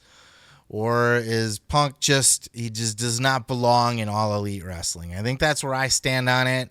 I was a diehard CM Punk fan who am now a questioning CM Punk fan. And I'm disappointed. I'm disappointed in him. I'm disappointed in the whole situation, the whole run. There was some magic that was made with MJF and so on. I think that'll probably go down as his most memorable, but just his return, I think just giving us that night in the United Center, the first dance, might have been all the closure that we needed because now we got this encore of Punk that has been disastrous. It's my 2 cents. Let me know your thoughts down in the comments below. Peace, love, and pizza. I'm going to go ahead and move on to the next. Seth freaking Rollins was on After the Bell this week, sitting down to have a good conversation with Corey Graves and KP, Kevin Patrick, who sucks at commentary, and they had a great conversation talking all about Seth Rollins in the WWE as the WWE World Heavyweight Champion. Of course, they did go back and talk about the passing of Bray Wyatt, who, Rollins had the opportunity to work with a lot and grow through the industry with. They were both down in FCW at the same time, both coming up through NXT. Rollins was there front row to see Bray Wyatt practice the Bray Wyatt promo. He was there before there was a Bray Wyatt. So it was an interesting, fun part to listen to of this conversation, to kind of hear those kind of moments about Bray Wyatt, about Wyndham Rotunda. Then they kind of switched gears and they had a conversation about the state of the wrestling industry itself. And it was kind of surprising to hear Seth Rollins name drop the 80,000 plus stadium show that AEW had last weekend, and talking about how this is, by all accounts, another boom period for professional wrestling. Check out this clip. You're talking about the business there a lot, Seth. How healthy is the business in your eyes right now? I'd love to get the thoughts of Seth freaking Rollins on. Bro, we are in the boom, man. You got to understand, there is another company that just put 80,000 people in a stadium for one night. A week before that, we sold 90,000 tickets to WrestleMania, broke the all-time gate on the first day. There are 7, 8 different television programs of professional wrestling on a week, not counting premium live events or pay-per-views. I mean, the talent roster across the board is beyond what any generation has ever put forward. And it's very easy to look back at the past with rose-colored glasses and say, oh, but this, but that. And I'm not taking anything away from the guys who paved the way. I stand on the shoulders of these guys. I don't do what I do. I can't do without the legends of our industry that have, defined their own generations. But they should be proud, and I know they are, because they're the people who got us to where we are now. The business is bigger than it's ever been.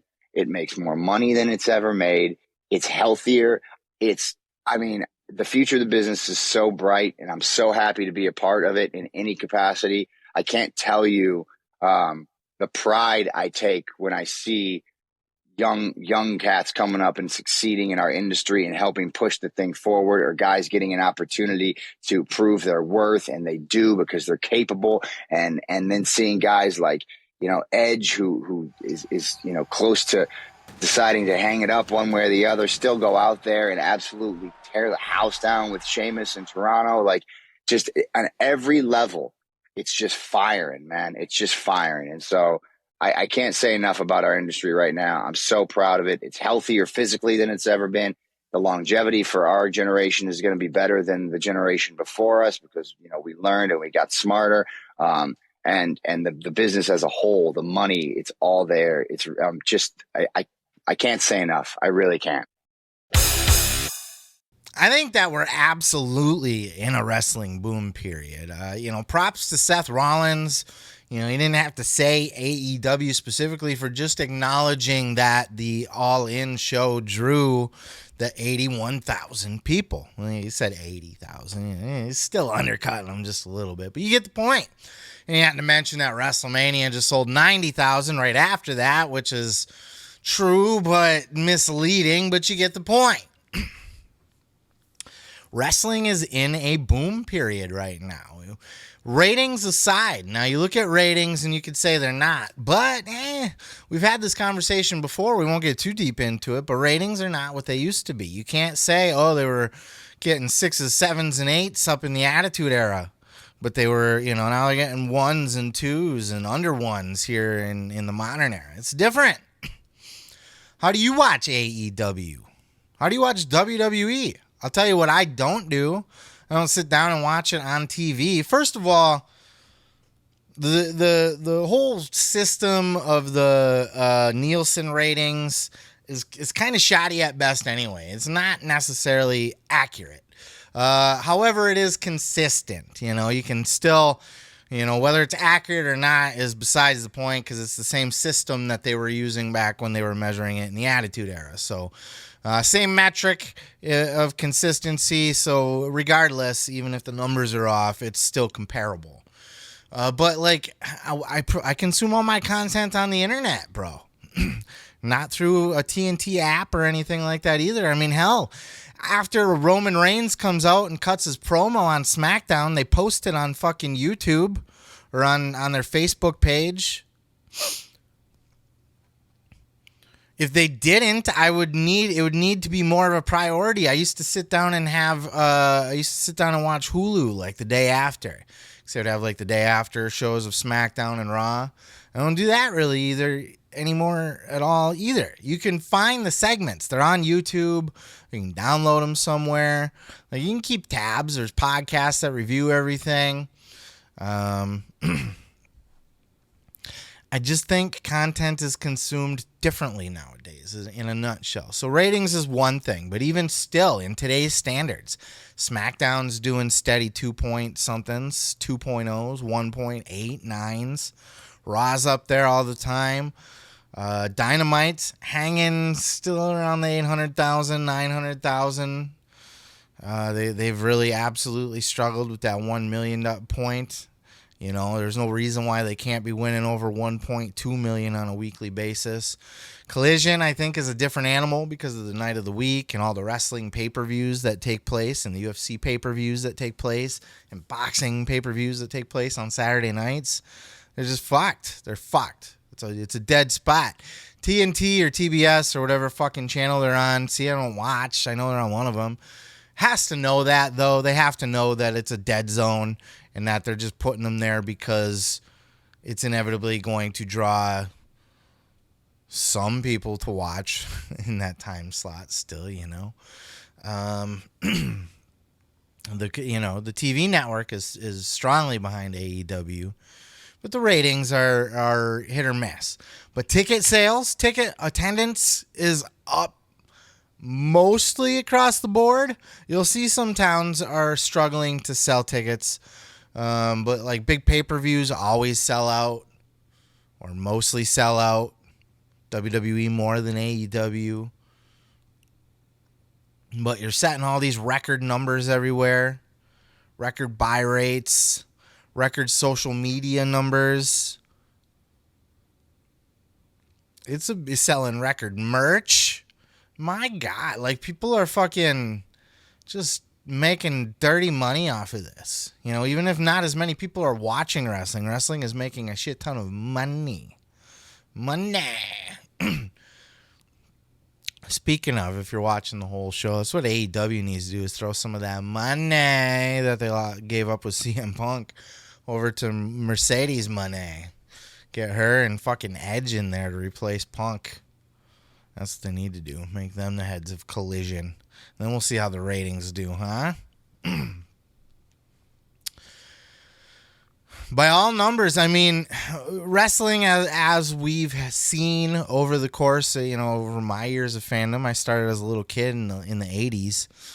Wrestling has its boom periods. It has its ebbs and flows. It comes and it goes, right? Its highs and its lows. Right now, wrestling's at a boom period. It's all over TV. There's wrestling on every night of the week. Pay-per-views are always doing great. Stars are making huge money contracts. WWE just fucking sold to Endeavor for fucking $9 billion or whatever the fuck it was. It's a big deal. It's a big deal in equity and stock and stuff, not in actual cash money. But you get the point. I think wrestling is absolutely in a huge boom period right now. Even the wrestling podcasts and all the peripheral shit, the live events that wrestling podcasts do, the Jimmy's Famous Seafood appearances and Sam Roberts doing his live shows and all of that is booming. It's just a hot industry right now. So let's ride that fucking wave. And that's all there is to say about it here. Let me know your thoughts down in the comments below. Do you disagree? Do you think for some reason we're not in a boom period? Do you just strictly count the ratings? Or how are you measuring how you feel the kind of era that we're in for professional wrestling right now? Let me know your thoughts in the comments below. I'm going to go ahead and move on to the next.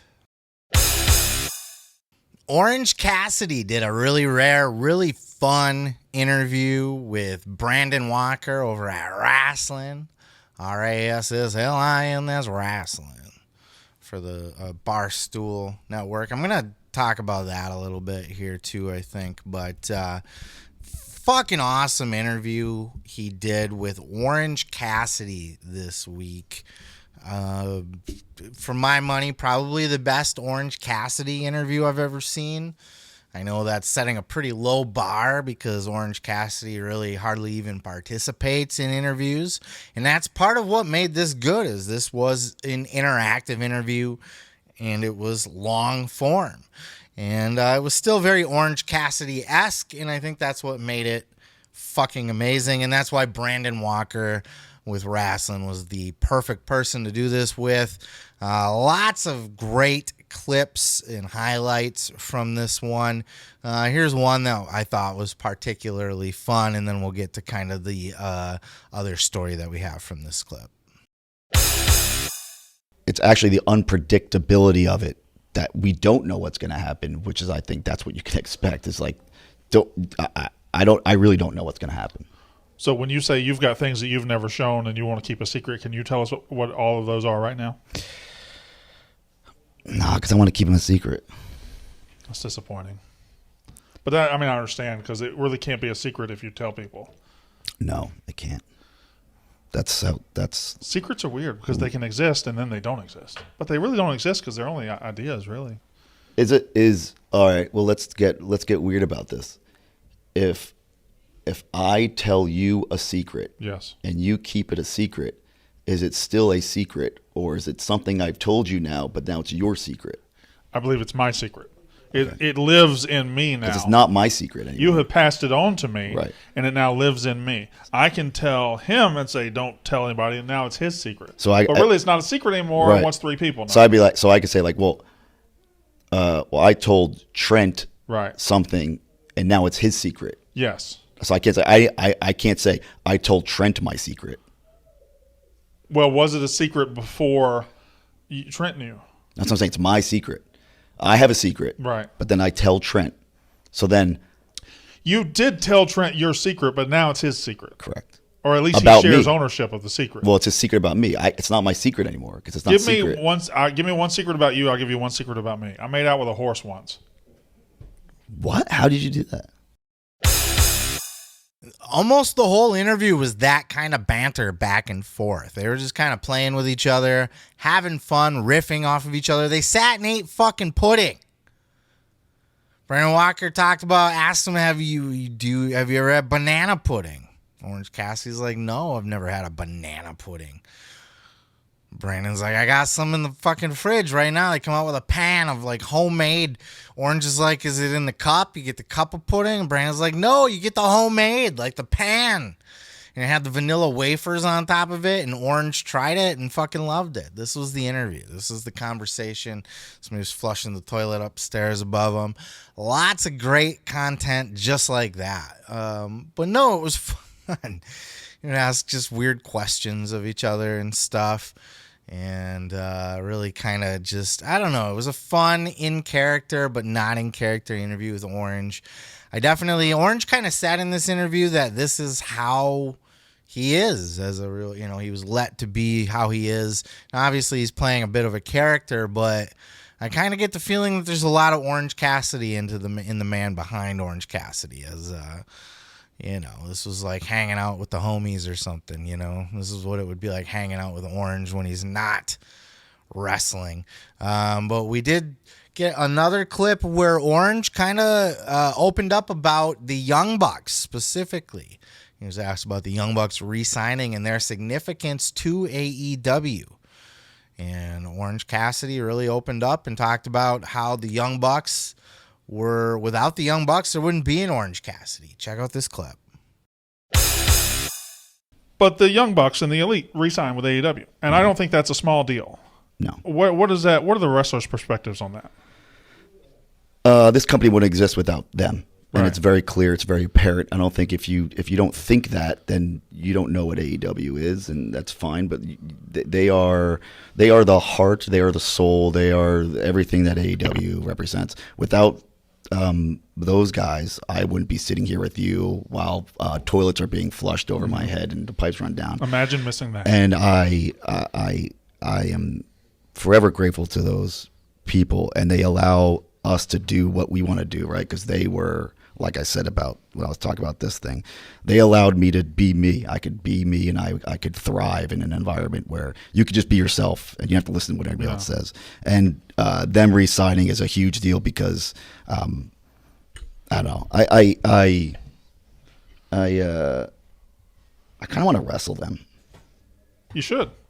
I think it would be awesome. Some point. I'm actually a really big Orange Cassidy fan. I like the Orange Cassidy. A lot of people don't. You're Jim Cornette fans, that kind of thing. I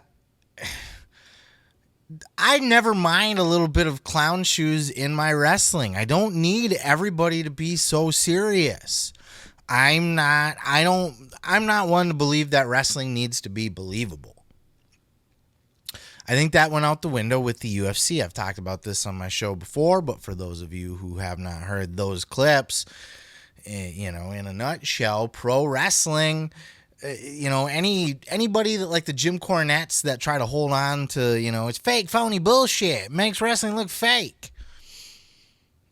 All that's out the window. Wrestling's entertainment. Everybody knows it's entertainment. It's all a fucking performance art show at this point. It's physical contact, and nobody goes to a wrestling show. There's probably not one human being on planet Earth at this point over the age of 12 years old that believes pro wrestling is real.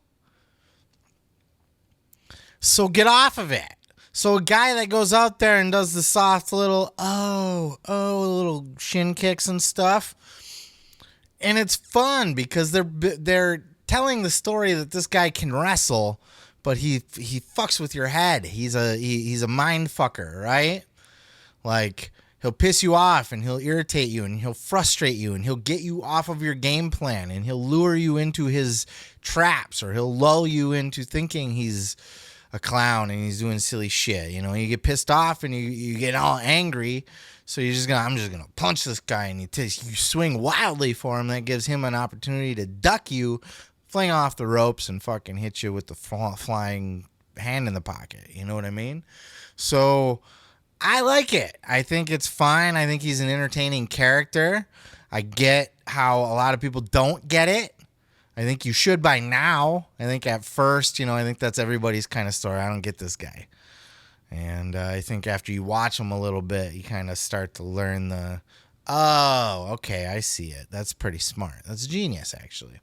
And the fact that they're letting him talk more now, and they're letting him wrestle more wrestly, and he's building a reputation of defending that title over and over. And now he's going out and he's doing these long form interview podcasts. I hope this is, I haven't seen him do too many. I'm sure he's done others, but very rare. His interviews are typically very lazy, and do I have to be here? And I guess, I don't know. Sure, whatever. This was fun. They were having like philosophical questions and shit, It's just good times. I highly recommend seeking this out, both for Orange Cassidy and to me, it's character development. Hearing somebody sit and talk for an hour in character is a way for them to grow as a character. Every opportunity that they get to think and talk and act in character for an hour plus. There's nothing bad that can come from that. It's only going to help their performance in the ring, on TV. Brandon Walker is the perfect guy to do those interviews. He's a funny guy himself. He's hard to explain. He's got a very dry sense of humor, but his shows are always great. They always are. They come off as a little bit of a train wreck, but they're just so fun. He's tied down. He must be under contract to Barstool Sports because he had like a weekly podcast, wrestling, and he was great. Then he did a lot of interviews and then a lot of other shit too. He was getting them from WWE too, not just AEW. And then all of a sudden it stopped, and Brandon basically said that Barstool just doesn't have them in the budget for it anymore. So they get to do them basically before pay-per-views to help promote the pay-per-views, and that's it. And they're lucky if they get those. And Brandon Walker deserves better than that. He's better connected. He had a great interview with fucking Charlotte Flair. I highly recommend. I covered it, but it humanized Charlotte so much. It made me look at Charlotte in a different way. Made me like Charlotte Flair. Because you buy into, you don't see a lot of her out of character. And even when you do, like, she still kind of comes off as Queenie a little bit. You know what I mean? But she's like laughing at Brandon and joking around with him, and just you see that like just the cool chick in her, and not so much the Charlotte Flair in her. So it was very fun, and he's able to bring that out of everybody. I think he must be like, and I go in the comments, and if you read the comments on these interviews that he does, especially this one with Orange, they're all positive. Love this interview, love it, love it, love it, love it. But you see people all, man, I wish this show was more consistent. And it really sucks. And I think Brandon has to be under contract to Barstool because he's connected enough and talented enough to just be on his own. He does not need to settle with the once a pay-per-view fucking every month or every couple of months interview or two that he gets to do on Barstool under the wrestling title. He should be able to leave and start his own show. Interview his own, set up all his own shit. I'll help you. Brandon, if you're listening, if this clip gets up, man, I'll do your thumbnails for you. I'll edit your shit. I'll help you. Let's do it, brother. You don't need Barstool Sports. You're too good. You're way too good. So fantastic interview. I've linked it down in the description below. Please go out of your way to check it out, especially if you're an Orange Cassidy fan. I think it's a do not miss. If you're a fan of Brandon Walker's work, I think it's a do not miss. If you haven't seen any of it, but I have sold you on it, and now you're curious, I highly recommend you check it out. And for those of you that still think Orange Cassidy's a joke, it makes a mockery of professional wrestling, look, I know I have a huge crossover audience with Jim Cornette. I know for a fact. I have the analytics. See, a lot of you watch Jim Cornette's podcast. I love it too. He's the man. But I think he's out of touch here with the fake, phony pro wrestling. Like, look, I'll always say your main event storyline needs to be taken seriously. All your real stories need to be realistic story. You have to buy into your world title match, right? Jimmy and Jay with the bloodline, all that shit, Roman Reigns, you can't put phony, fake crap in there. But you can have fucking Danhausen in the buffer segment between that main event serious segment and some other serious angle where somebody got jumped backstage or something like.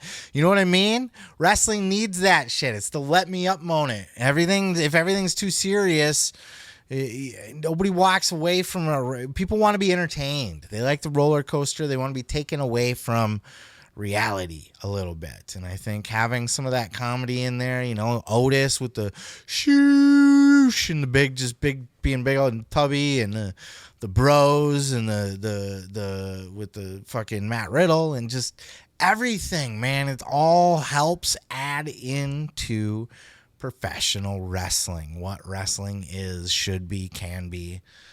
It needs to be that buffet. It needs to be that variety show. Not just so it appeals to everybody even, but for the format of the show. What's your let me up moment from a serious angle? Another serious angle? Because we don't want to be fake and phony. No, you give the crowd a giggle. Have somebody go out and do something silly. You know what I mean? Why not?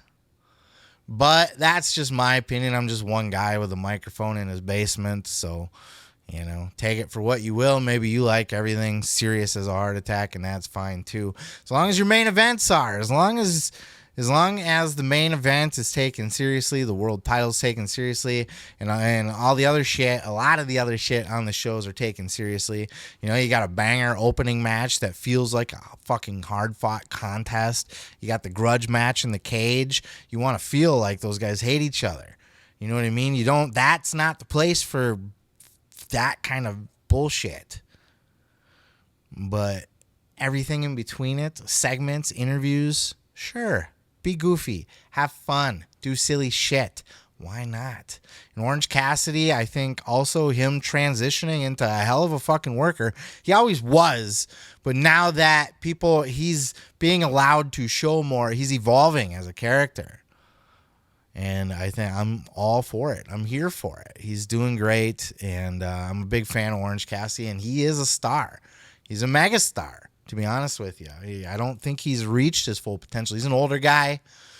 So I don't know how much longer of a career he has, but he's definitely a guy that could be a household name someday. I don't think he's, I just don't hate him like a lot of you guys do. But that's just my thoughts.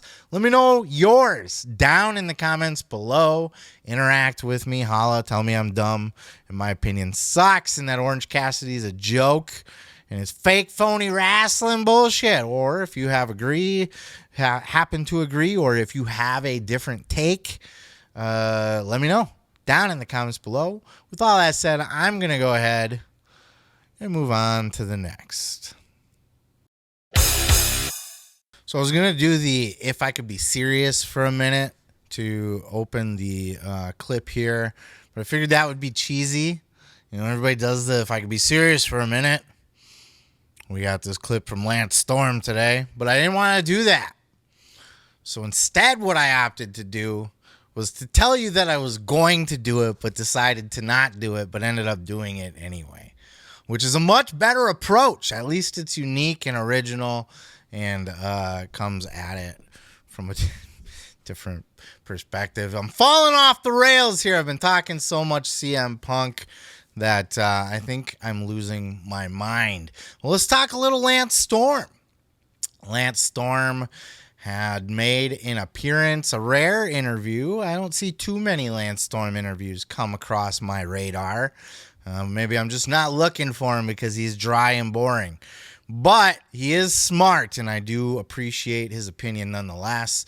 He was on the Insight podcast with Chris Van Vliet this week.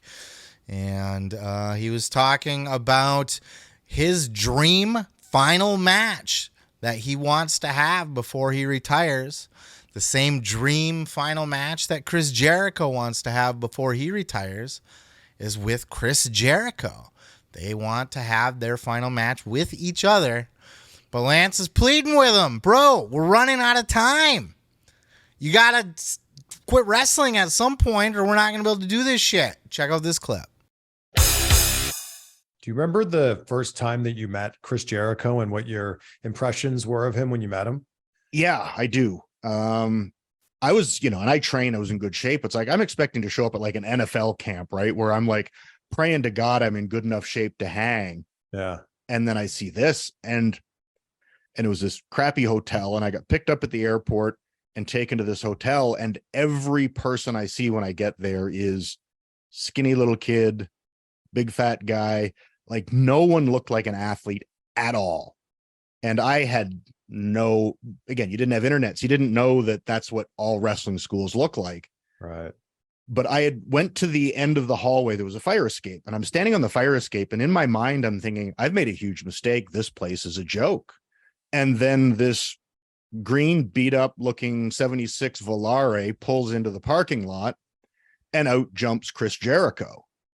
And I see a kid that clearly goes to the gym, that clearly looks like an athlete. And I'm like running down the fire escape to meet this person because maybe if there's someone else here that has a hope in hell, then maybe I didn't make a mistake. So I ran down and introduced myself to Chris and helped him carry his trunk of clothes and stuff out of the trunk of his car and helped him move in. And it's like, if not for seeing him, I probably would have been on a plane back home the next day. Wow. There was quite literally no one else to work with. Like we would have been doomed because we did everything with each other and trained. Like we were at the top of the class and there was a big gap to who was next. And without each other, it's like I don't know what we would have done. I can't imagine we would have progressed anywhere near where we were. It's amazing. And also Chris Jericho is still wrestling now 30 plus years later. Yes, that's that's sort of the running joke between us because we've over the years have made a pact that, because our very first match was against each other, we did like a 10 or a 15-minute draw, I don't remember which, in Ponoka, Alberta out here. And I've always contended that it would be cool, especially because we know each other still, to do our last match with each other too, and have us both bookend our careers. And on one of the Talk is Jericho podcasts, as well as recently just personally, we've sort of, reaffirmed the pact to do it. But I keep joking with him. It's like, dude, you have to retire at some point or I'm not going to be able to do it. You've got to retire inside the next 5 or 10 years, dude, or I'm not going to be, I don't want to do it at 75. I think that would be a brilliant thing to do, and I would be absolutely all for it, and I think it would make sense. And honestly, I think we're closer to it than we imagine, because I'll tell you this, Chris Jericho is not going to be able to have too many more matches like he had this past weekend at Wembley Stadium. Both from the stadium point of view, even though AEW booked Wembley next year already, which was smart, by the way. Quick sidebar, I didn't get to mention this last week. It was smart to rebook that, and here's why. Even if they can't redraw the same crowd, they're putting their stamp on it as theirs. They're making it so that WWE cannot run Wembley Stadium. They would be, they can, technically, legally, but they're doing it, they're going to look like they're copying, or the AEW is stamping Wembley Stadium as theirs. Similar to the way WWE has always stamped Madison Square Garden as theirs. AEW is calling Wembley Stadium home base, and there's some precedent to that because of the Jacksonville Jaguars playing over there and that sort of thing, but I digress. It's a whole separate side story. Had to throw that in there. But Chris Jericho is going to run out of opportunities to do big stadium shows like that, and he's going to run out of opportunities to be able to perform at that level. I had said going into All In, I was kind of a little down on the card, and I really thought that Jericho was a bad opponent for Will Ospreay. I thought it was good for Will Ospreay's reputation to have a match with a big star, but Will Ospreay is such an elite level wrestler, a talent, an athlete in the ring. His caliber of matches, he would have to dumb it down so much for Chris Jericho, or Chris Jericho would just look so sloppy and fat and old and slow trying to keep up with him. But I was wrong. Now, of course, yes, it was not Kenny Omega versus Will Ospreay. There was, Jericho, he was still Jericho. But this was as good of a Chris Jericho, the best Chris Jericho I've seen in a number of years. He's had a handful of matches in AEW that caliber. I don't know if Ospreay carried him to that. I don't know if Jericho went in with something to prove because he heard people saying, oh, he can't hang with Ospreay. He can't hang. And remember, that was part of my criticism, too. I was like, Jericho's going to go in there and he's going to try to think he can hang with Ospreay. Well, he did. But I don't know how much more of those he's got left in him. How much more does he need to do? Not necessarily a lot. He can do a lot just being on TV and doing angles and having generic matches. He doesn't need to have too many more of those bangers, but I think we're heading towards a Chris Jericho retirement. I wouldn't be surprised if Wembley Stadium was the place to announce Chris Jericho's last match next year with Lance Storm. And they could tell, they wouldn't even need to shoot an angle or anything. Jericho could just say just tell it like it is. It's my last match. I want to do it against Lance Storm. You could even have Jericho attack Lance Storm, and Jericho, Storm comes out the next week. They shake hands on it.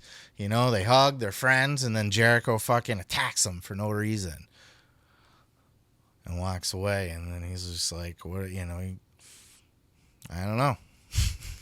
What was the reason? Who cares? Give him somebody to boo for it? I don't know. That'd be stupid. You're right. Babyface as it is. Jericho versus Lance. Babyface versus babyface. Final match. Wembley Stadium. Book it next year. You get the point, but we're running out of time. Lance is right. Both for Jericho and Lance. Lance in the ring much less than Jericho. He's still in shape.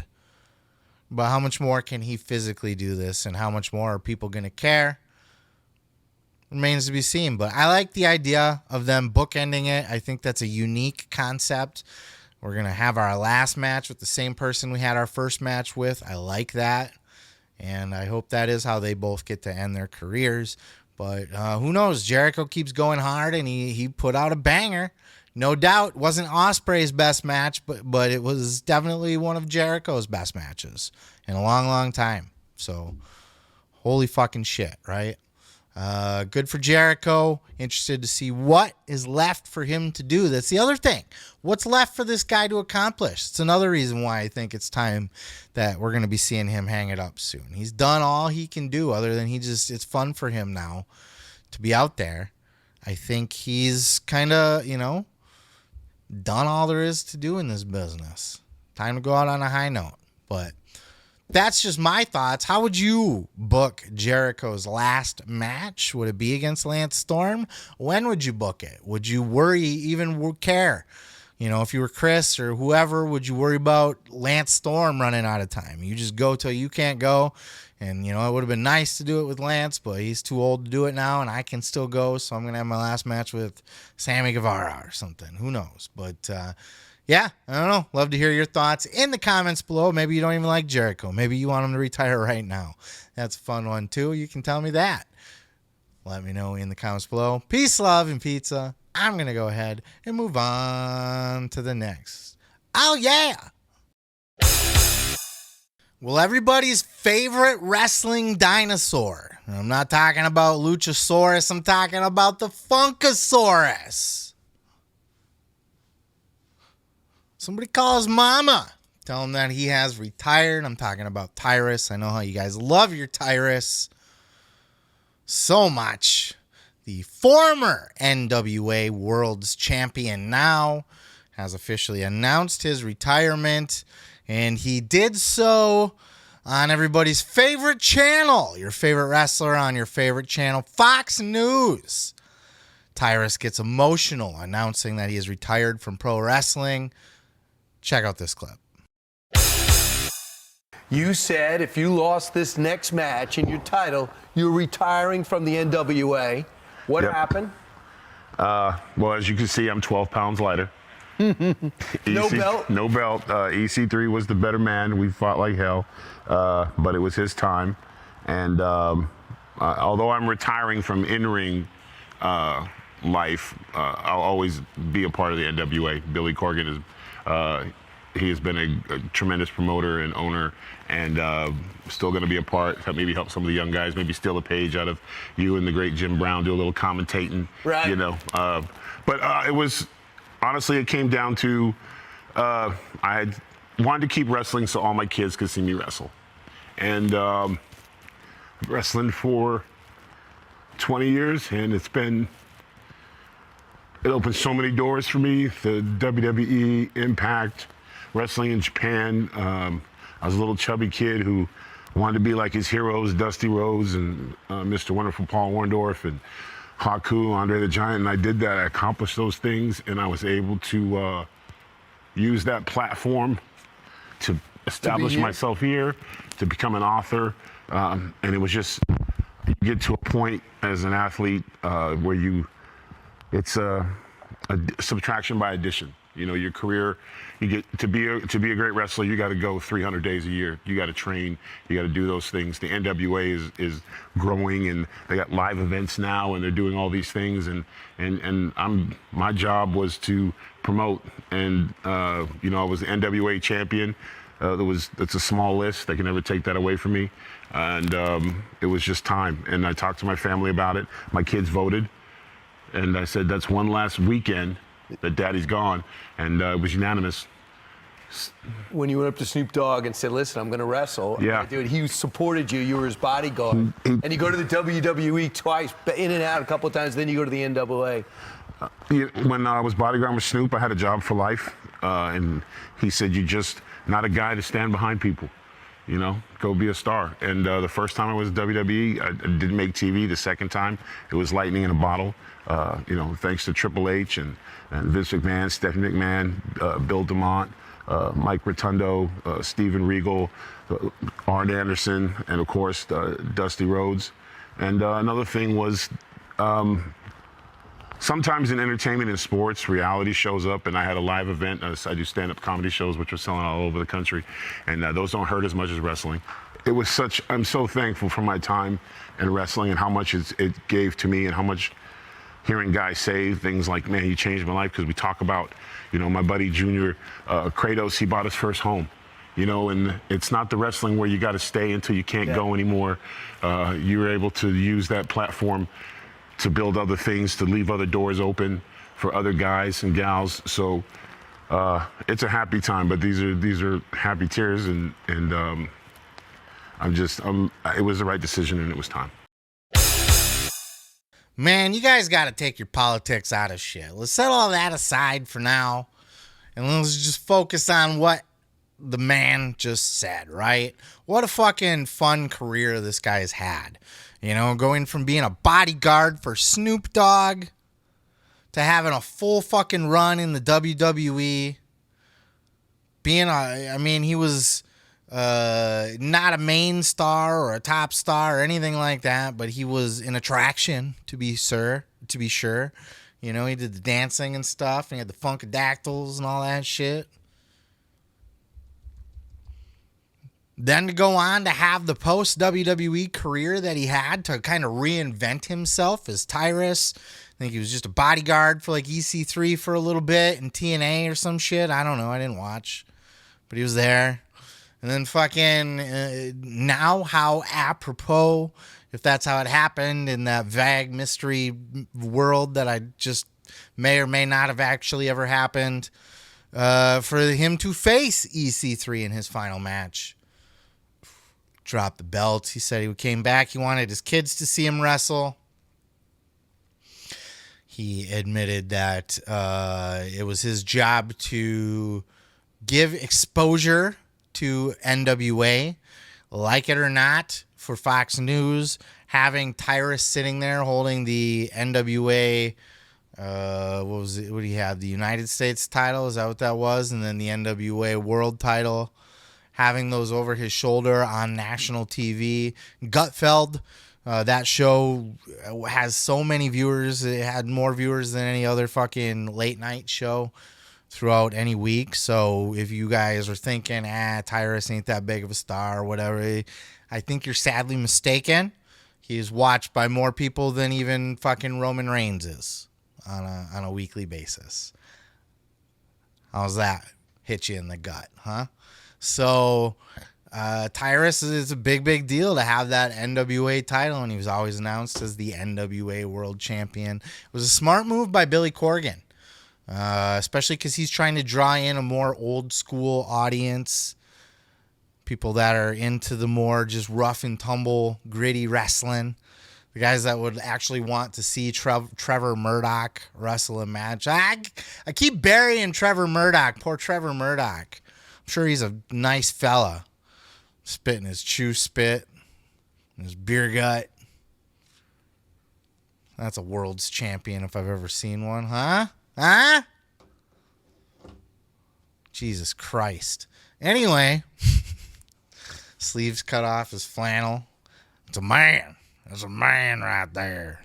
That was a tough guy. A real tough guy man right there. I'm going to buy a ticket to see that guy.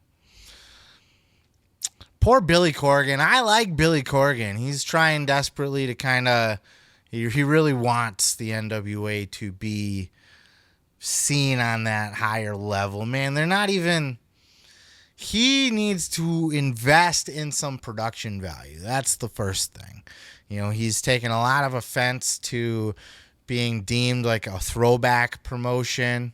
Well, part of that's because he's in a dimly lit, shitty, fucking old school TV studio. He needs to get the big trons and shit, man. You gotta have the lasers, the smoke, the pyro, the whistlers.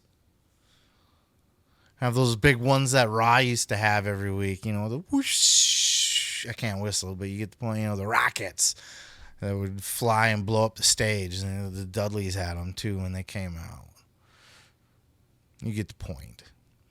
I think, NWA to be taken seriously, they got to look the part first. They're not even on par of a Ring of Honor. They're not on par with an Impact. Then they got to get better talent. They got some good talent, but then they got Trevor Murdoch. And EC3, once upon a time, was a guy who I, thought highly of, but not so much anymore.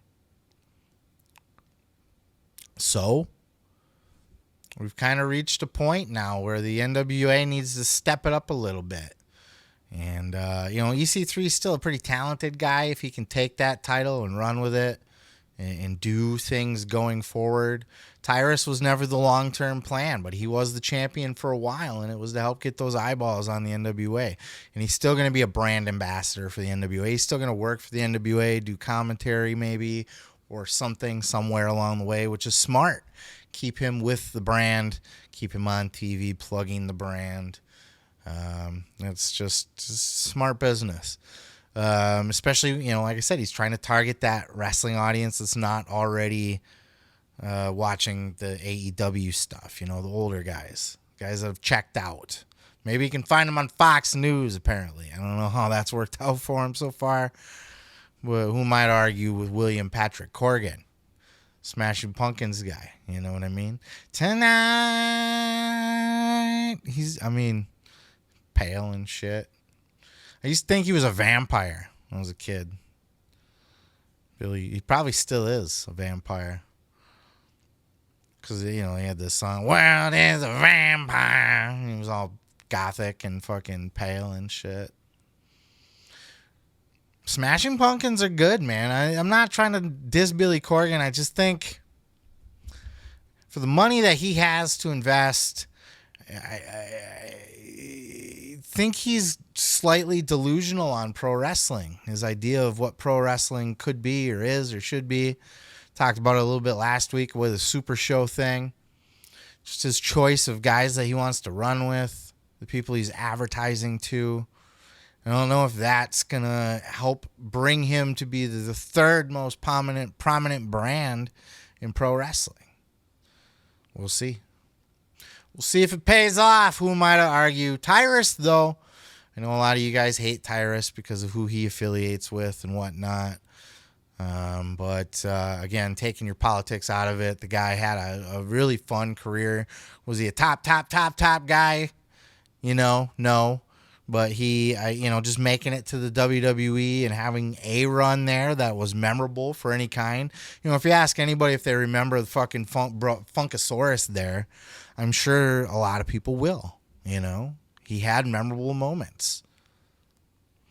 And then he had a full run as an NWA world champion and helped set up a new company with Billy Corgan, of all people.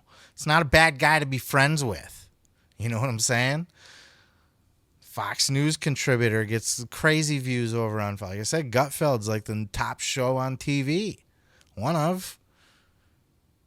It draws more than any of the wrestling shows. It draws more than the other late night shows. Maybe not as much as like football and shit, but it's, a lot of eyeballs on that show. Tyrus on there all the time. The whole hour, talking, giving his opinion, holding the NWA world title. I like Tyrus. I think he's a decent guy. And, anybody that was a bodyguard for Snoop Dogg, I think is cool with me. It's fun, but his time has passed in the wrestling business as an active wrestler. Now it is time for him to step forward into whatever role will be next for him and NWA to try to move forward as a company with a new champion in EC3. That's it, y'all. That's all I got for you this week. I had a couple other segments that I had wanted to get to, but this is just going to be a long-ass podcast that has been overtaken once again by CM Punk, as is the news cycle in wrestling every other week, it seems, is it not? Everything's always CM Punk, CM Punk, CM Punk.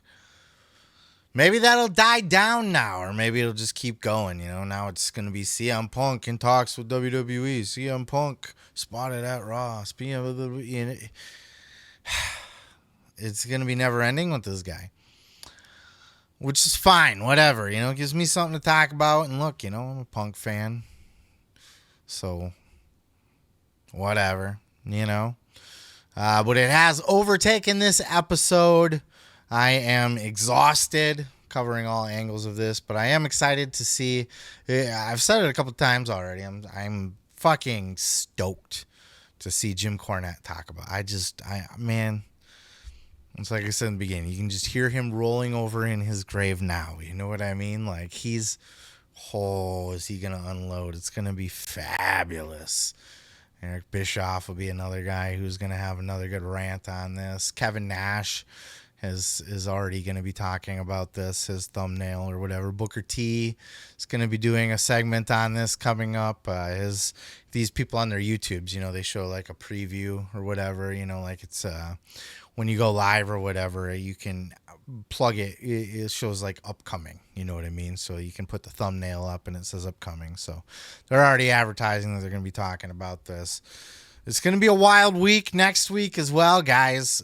So I hope, you're ready to hear a whole lot more of CM Punk's name, at least for the next week. Hopefully it'll die down after that in the weeks that follow that. But this next week is going to be nothing but CM Punk the whole week. CM Punk from everybody's mouth that it's coming. So just fucking weather that storm or shut off your YouTube for a week because it's coming. But I don't know. I'm excited. I like when this kind of stuff, the wrestling business covering as often as I've been covering this show for a couple years now, doing this show. There are weeks that are slow and I struggle to find even just good interviews that give me something to talk about for an hour to 2 hours. I'm blessed when I can reach 2 hours. I'm lucky. There's times that I've been lucky to reach an hour of content to cover from the week in podcasts and wrestling. But when it hits, man. The wrestling news, it giveth all the time. There's always something. If it's not this week, it'll be next week. Something big's around the corner. Sometimes it's really sad shit, like last week with Bray and Terry Funk. And, had it not been for a lot of the CM Punk drama, maybe there would have been more people remembering Bray and that kind of thing on here. But, we were sad last week. I don't like to wallow in sadness so much, I think it's you take the time to remember and honor and then you move forward, It's not that they're forgotten. It's that you have to move forward, You can't let it bring you down or the world around you down. The world has to keep spinning. So, but unfortunately, as it keeps spinning, CM Punk will be stirring up some kind of bullshit somewhere along the way. It's going to be fun. It's going to be fun to see. There's an AEW pay-per-view on tonight as I record this. WWE had Payback last night, which I have yet to watch. I haven't watched any of that yet. So after I get all this edited and stuff, I'm probably going to be watching a whole lot of wrestling while I'm uploading. And I still got to cut the grass and all that shit. I just got all this shit to do. I'm such a busy guy. All right, boys. That's it. I think we're going to hang it up here. We'll call it quits for the day. I'm going to go clock out. Appreciate you hanging out with me. Don't forget to hit that subscribe if you haven't. Like, follow, and subscribe on social media as well. Facebook, TikTok, and X. Twitter X. At Seth Grimes Media. Peace, love, and pizza. I am your boy, Seth Grimes, and this has been the Pro Wrestling Podcast.